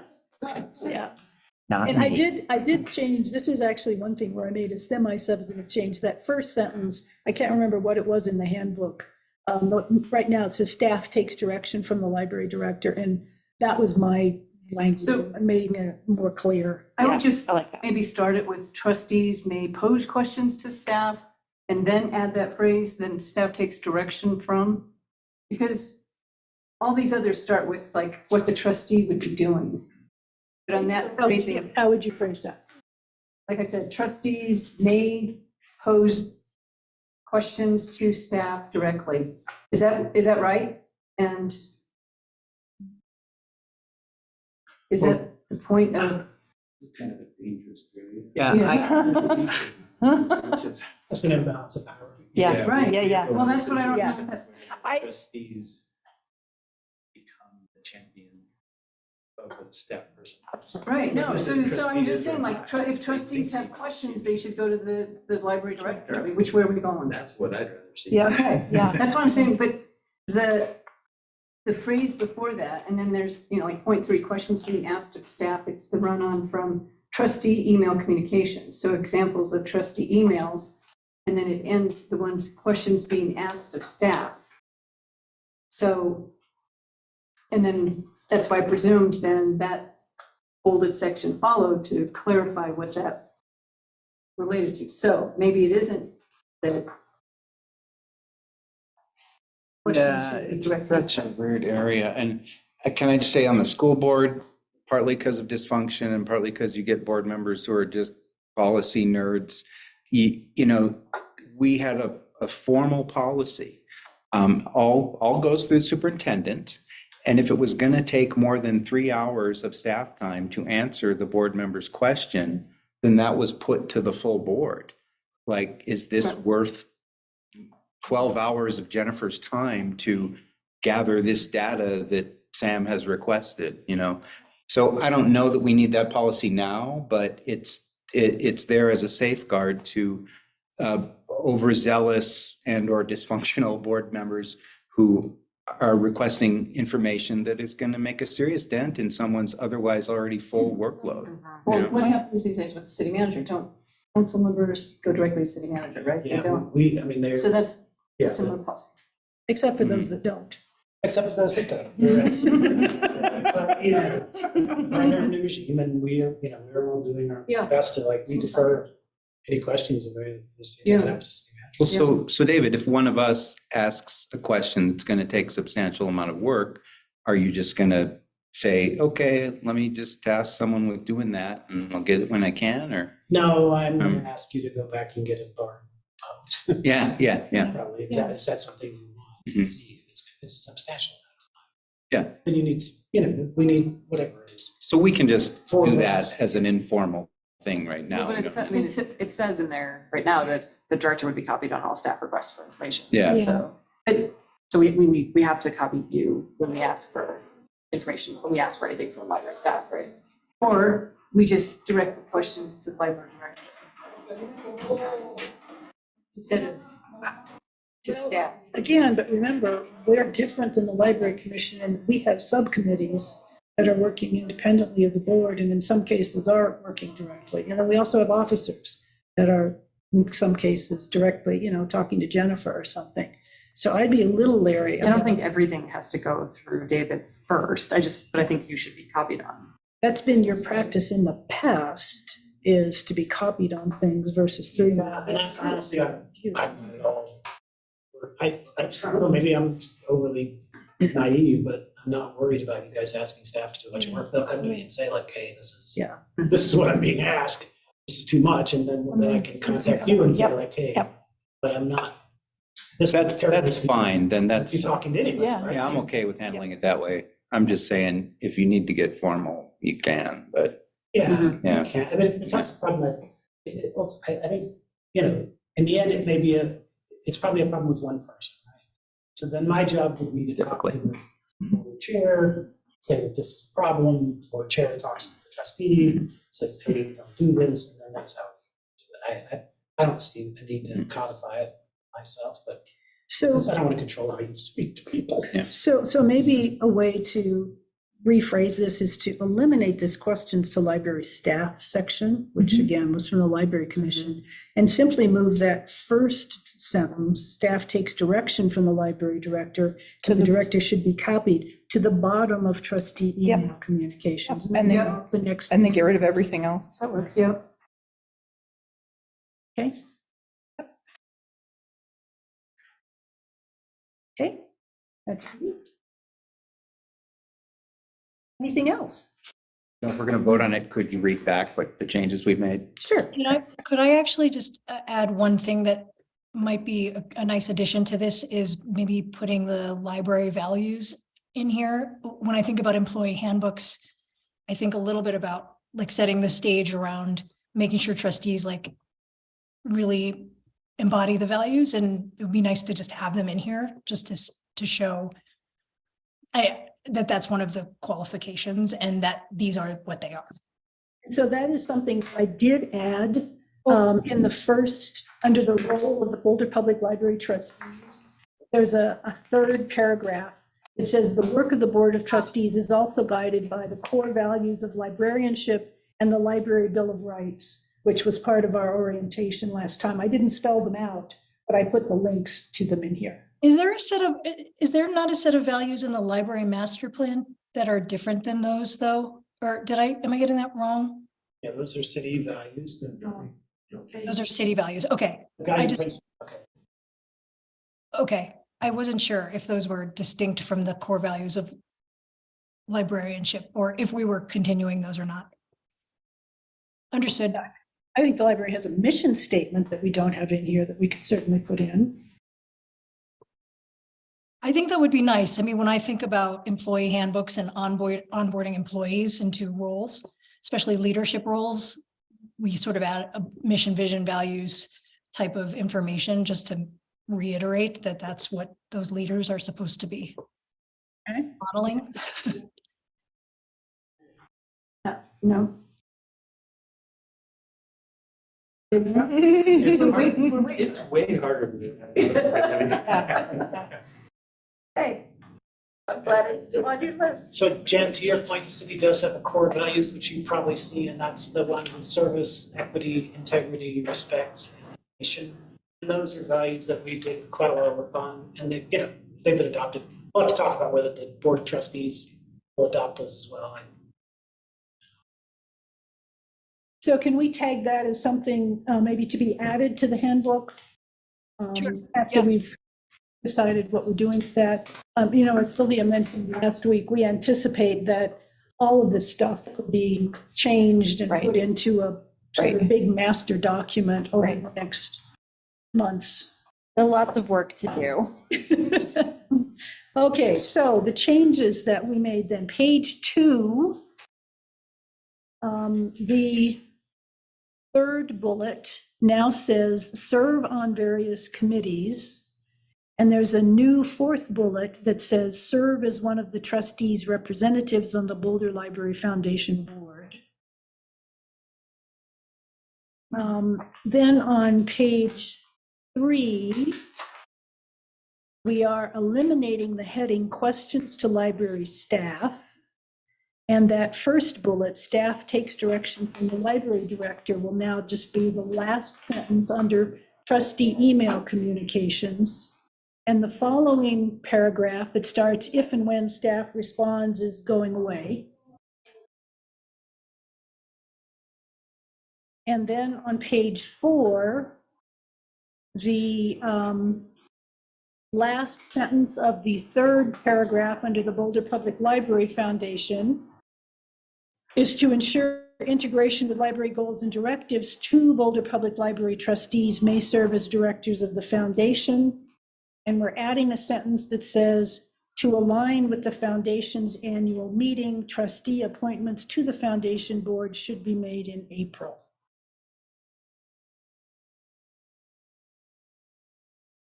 Okay. So may serve or shall? I mean, since you told me that it's a requirement. I said should. Okay, instead of may? Yeah, I just put should. Okay. And Michelle has a little higher meeting. Yeah. Should. I think that gets the intent. Any other changes? I think so. Good to go? Okay, somebody want to move approval? Okay. Sylvia moves approval of the trustee handbook as amended. I'll second that. Okay, here a second. Okay, all those in favor? Aye. Okay. All right, director updates. Do you have anything for us? Oh, sorry, trustee matters. Sorry, I skipped that. We need to vote on establishing special meetings. Is that right, Kim? Okay. So I move that we establish special meetings for July 11th, July 20th, August 1st, and August 8th. Second. Okay, all those in favor? Aye. Okay. And planning ahead, I don't know if you noticed in the advanced agenda planning, I put out that I would hope that by like late September, early October, we're able to drop down to twice a month. You know, once we're through with the IGA and the budget's doing its thing. So we'll see where we go with that. Okay, director update.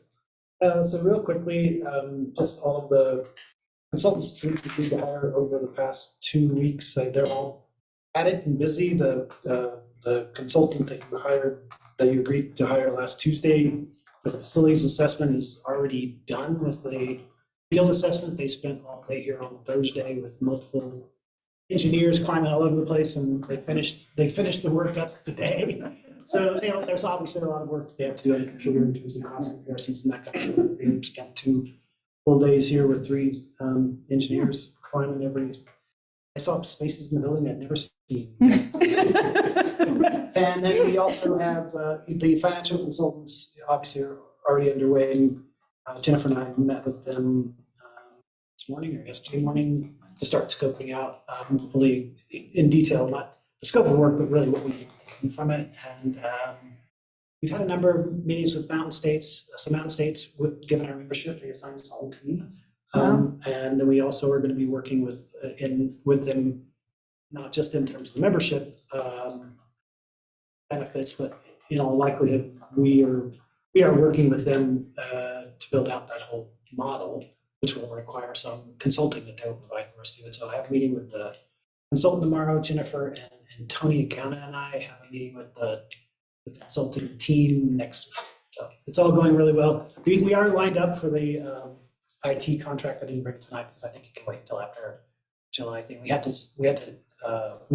identified a person, and then we had to reel in his scope a little bit. There's no subcommittee currently for IT for him to meet with, so he will be meeting with the entire board. And the firm that got the bid is also interested in the next phase, and so we had to eliminate some of the scope of the work because we're not going to have consultants working for us, right? The scope of work for the next. So we took all that out of the deal, and so that's not something that we'll be doing. So that's it. I think things are going well. So the IT contract, will that be one that requires action from us, or will that just? No, it's a small amount of money. Really, it's for your, it's really so you guys have somebody in the room that is not solely city IT. So we have a meeting scheduled for city IT, I believe it's in the middle of August, for them to present either the options or a recommended option that the city has for the IT decoupling. This consultant will be in those meetings to, if you permit, we'll be able to ask questions of the city's IT specialists. They're aware of what the issues are. So they would be there for that. And then also for you to meet with them subsequently to discuss the complexity or simplicity of the problem. It is mostly them just here to advise you on the IGA, things on the IGA negotiations, and have a independent opinion about cost and complexity. That's essentially it. I've not seen the city's proposal, but I think we'll all see it together in August when they come to a full board meeting and do that presentation. Yeah, August 8th is the date we have that scheduled for. So the Mountain States Employer Council, like how big is that team? They assigned us 5 people, and so I honestly I'm trying to just, 2 of them are lawyers for employment law, and I think they're probably there to tell us this is legal or not. 2 of them are HR person, and the 5th one is, I believe, like the person who's the admin, who's the arranges all the scheduling, books the meetings, and that kind of stuff. So yeah, it's a good team. The further one, which would be the 6th, would be ostensibly our head of HR in this period of time while we build out the packet. And we discuss this up to and through the approval. And it's the same team that will be with us through the process, through the contract. If that is in their contract, if someone were to leave that team of 5, they are responsible for replacing that person. I don't know about their retention. I don't know if they keep people a long time or if they're going to be rotating in and out. I honestly, when I saw there were 2 lawyers in the thing, I was like, I don't have half a lawyer. I think their specialty is precisely employment law. And I think they're there just to answer questions from consulting. So that could change. The membership fees, we have unlimited consulting with them. We can ask them any kind of questions. Actually building out an employment package and writing a benefits package and all that stuff, that's not something that's included in membership. And so that will be paying an extra fee for at hourly. And I think we'll be able to do a lot of that work. I mean, we're going to collect a lot of the data from the staff. The staff survey closes this Friday. There will be a lot of opportunities. We're going to be doing one-on-one interviews with all the staff, or opening that opportunity for one-on-one interviews. Not myself, but Jamie, who was here tonight, will be one of the people doing it. And then there's another manager who will be also setting appointments to do one-on-one interviews with anybody who wants them. I think that information goes out maybe on Friday. There is a staff newsletter in terms of communication rolling out. It'll start on July 7th. It's an internal staff newsletter that we'll be using to inform them of various things that are happening with regard to the district. The first thing obviously we helped to be reporting on July 7th is the results of the survey. Which is good. So we can't get, we don't have the survey. That's why. But so we'll wait until the 21st for that. Issue that we're putting out every 2 weeks. We'll be putting out a newsletter. Should you guys have stuff that you might like to see in that. That's it. Okay. Any subcommittee updates? No, we're meeting tomorrow with the city folks, staff and subcommittee. Can I just quickly ask Jen and David, my calendar says we're meeting on Friday at noon for the budget and finance committee. Just thought I'd double check with both of you.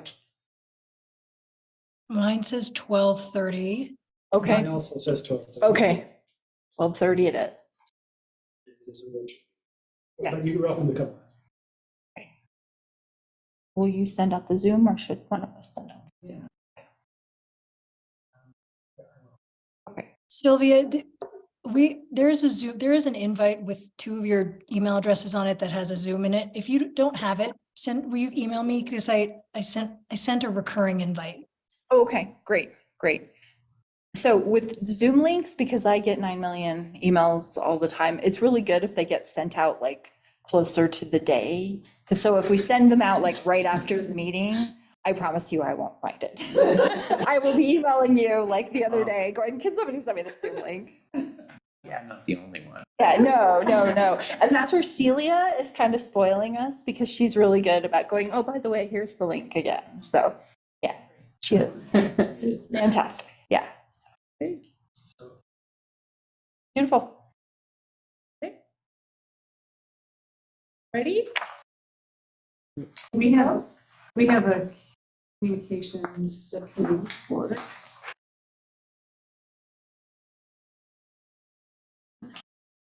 We met with David and then we met this morning to just review the list of items.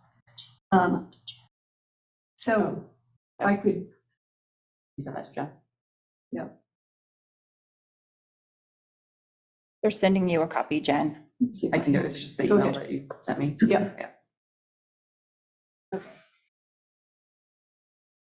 So there's a newsletter that reaches 43,000 email addresses.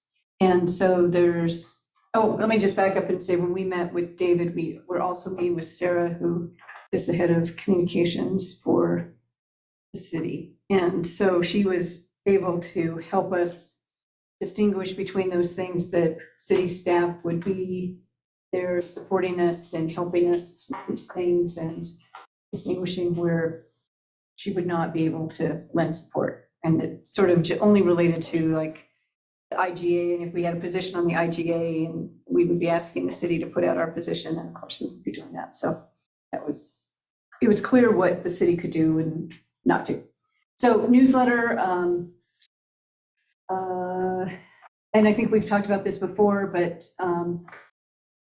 Cara's going to be in charge of whatever theme we're taking on for the newsletter, but it'll be the second half of the month newsletter.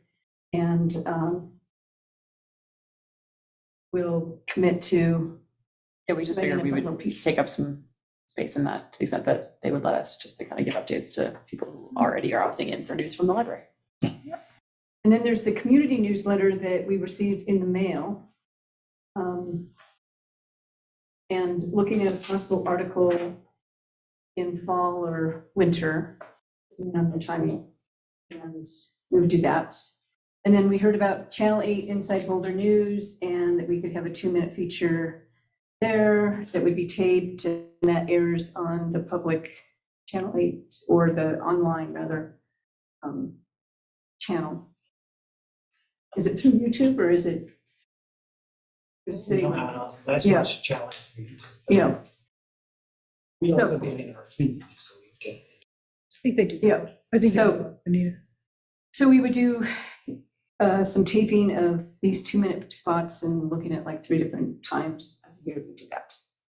And then we talked about like Nextdoor, and the city does have a public channel that they use for public information, posting and that kind of thing. But what we were talking about was possibly using Nextdoor as a tool to, sort of capture the neighborhood of the new parts of the district and be able to connect with them. But then I think David or somebody else had suggested that they may already be receiving the library newsletter, so we may not need to do that. So we were still kind of a pending, but we weren't like anxious to We're be gonna out tread there. lightly on Nextdoor. Yeah, I was just going to ask. I mean, I It's just, it was don't- on the list of Okay, things yeah, the city okay. does to communicate. I think we're Yeah. gonna be careful with how Okay, we. yeah, okay, good. And then social media, Leverage same that. kind That of could be a thing, nightmare. until we had somebody doing that, because we weren't asking David to do that or anyone on staff to do that.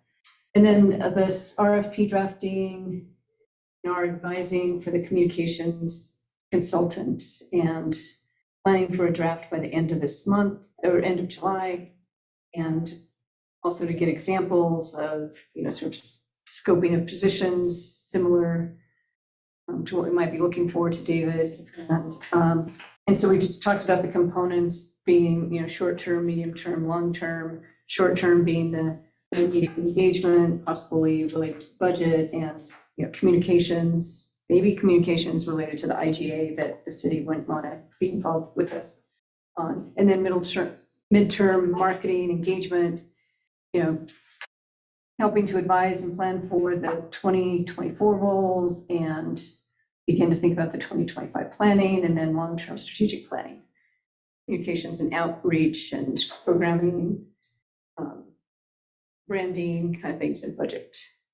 And then I was thinking about, and I added it here, additional outreach and engagement. We had talked about this morning, but we also talked about Library Commission maybe a couple meetings ago, but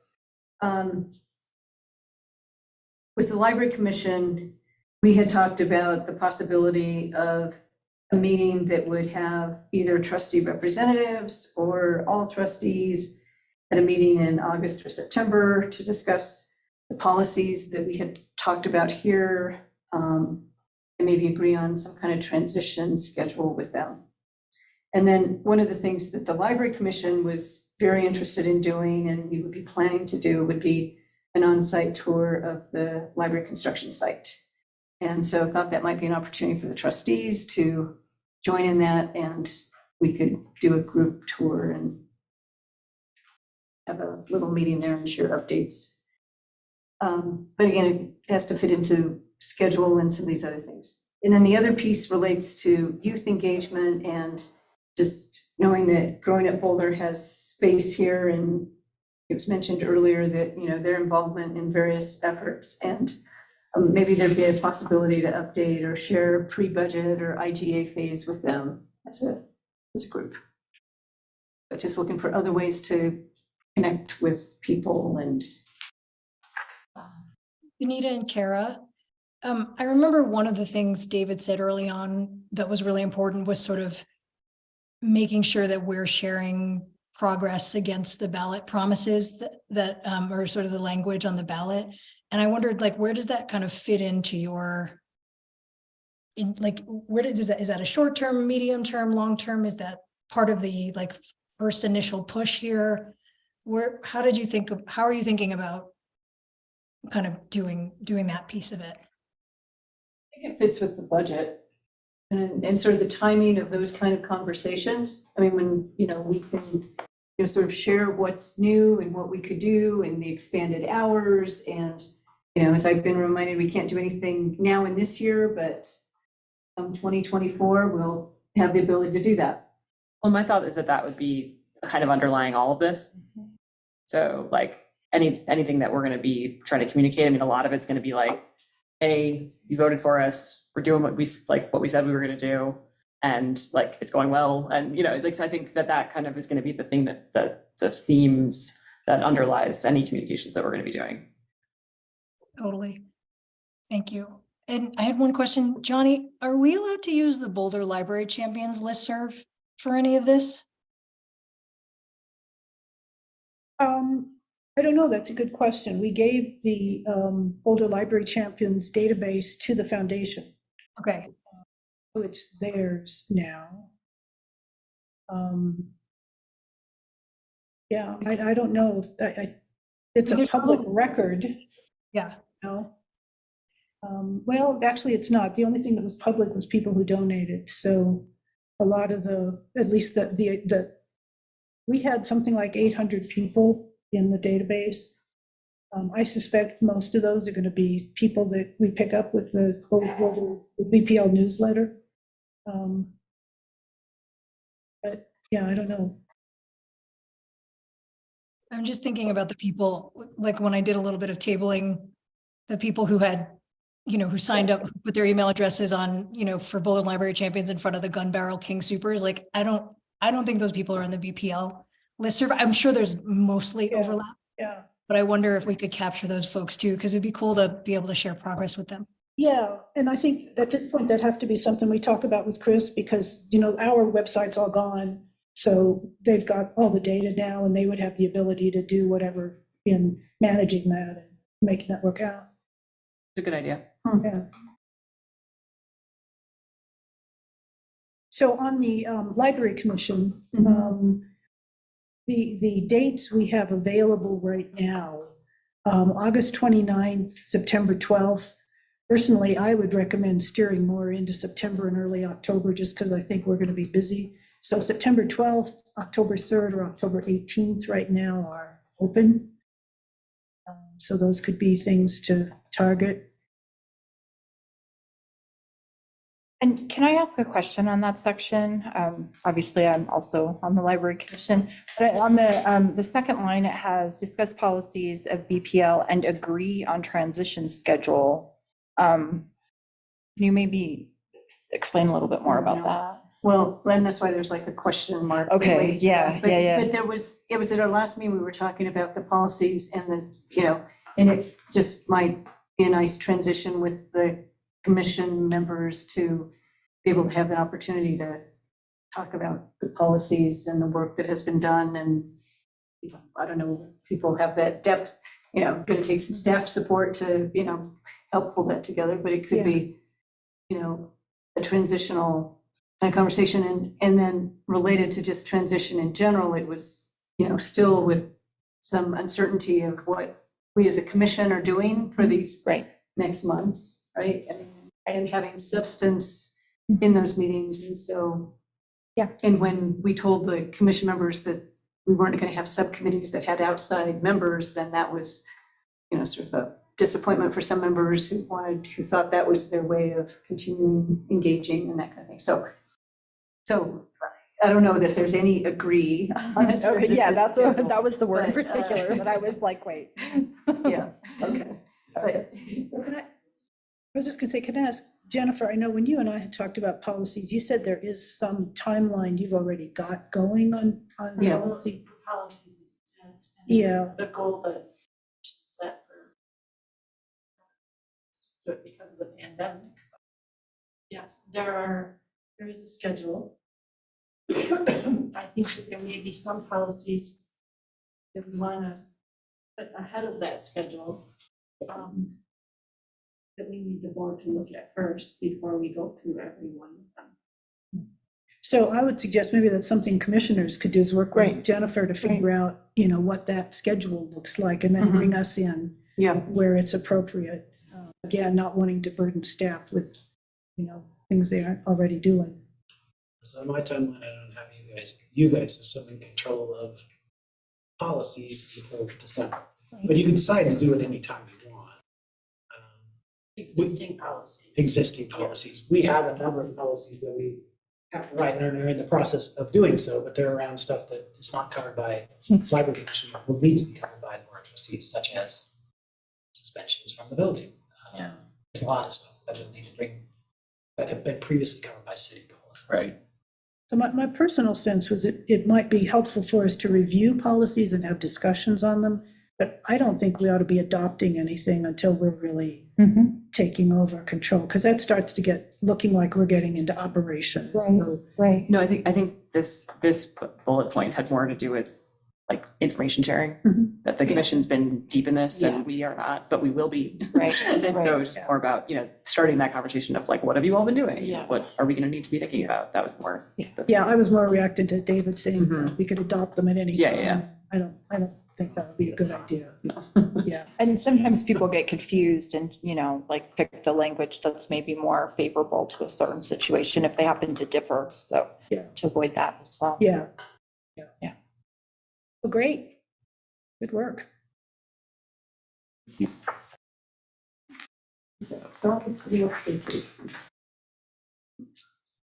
So just as a point of clarity, growing up Boulder, we mentioned here, they are building. They are on a lease with the city. City communication department manages that contract. We pay for services. For the library, if we use services of growing up Boulder, we pay for those. Just so you know. We do work with them a lot, but What kind of services do they provide? mostly engagement of youth. Okay. Yeah, so they do youth engagement around, then they have really built-in services. Yeah. We love them. Yeah. We just don't. Yeah. But I'd like to share, to have some, interface with the group. Yeah. With youth. And whatever we're doing would be helpful. Great. Well, anything else? Any trustee matters? Okay, shall we adjourn ourselves? Wonderful. Good. And Kim, you want Sylvia and me to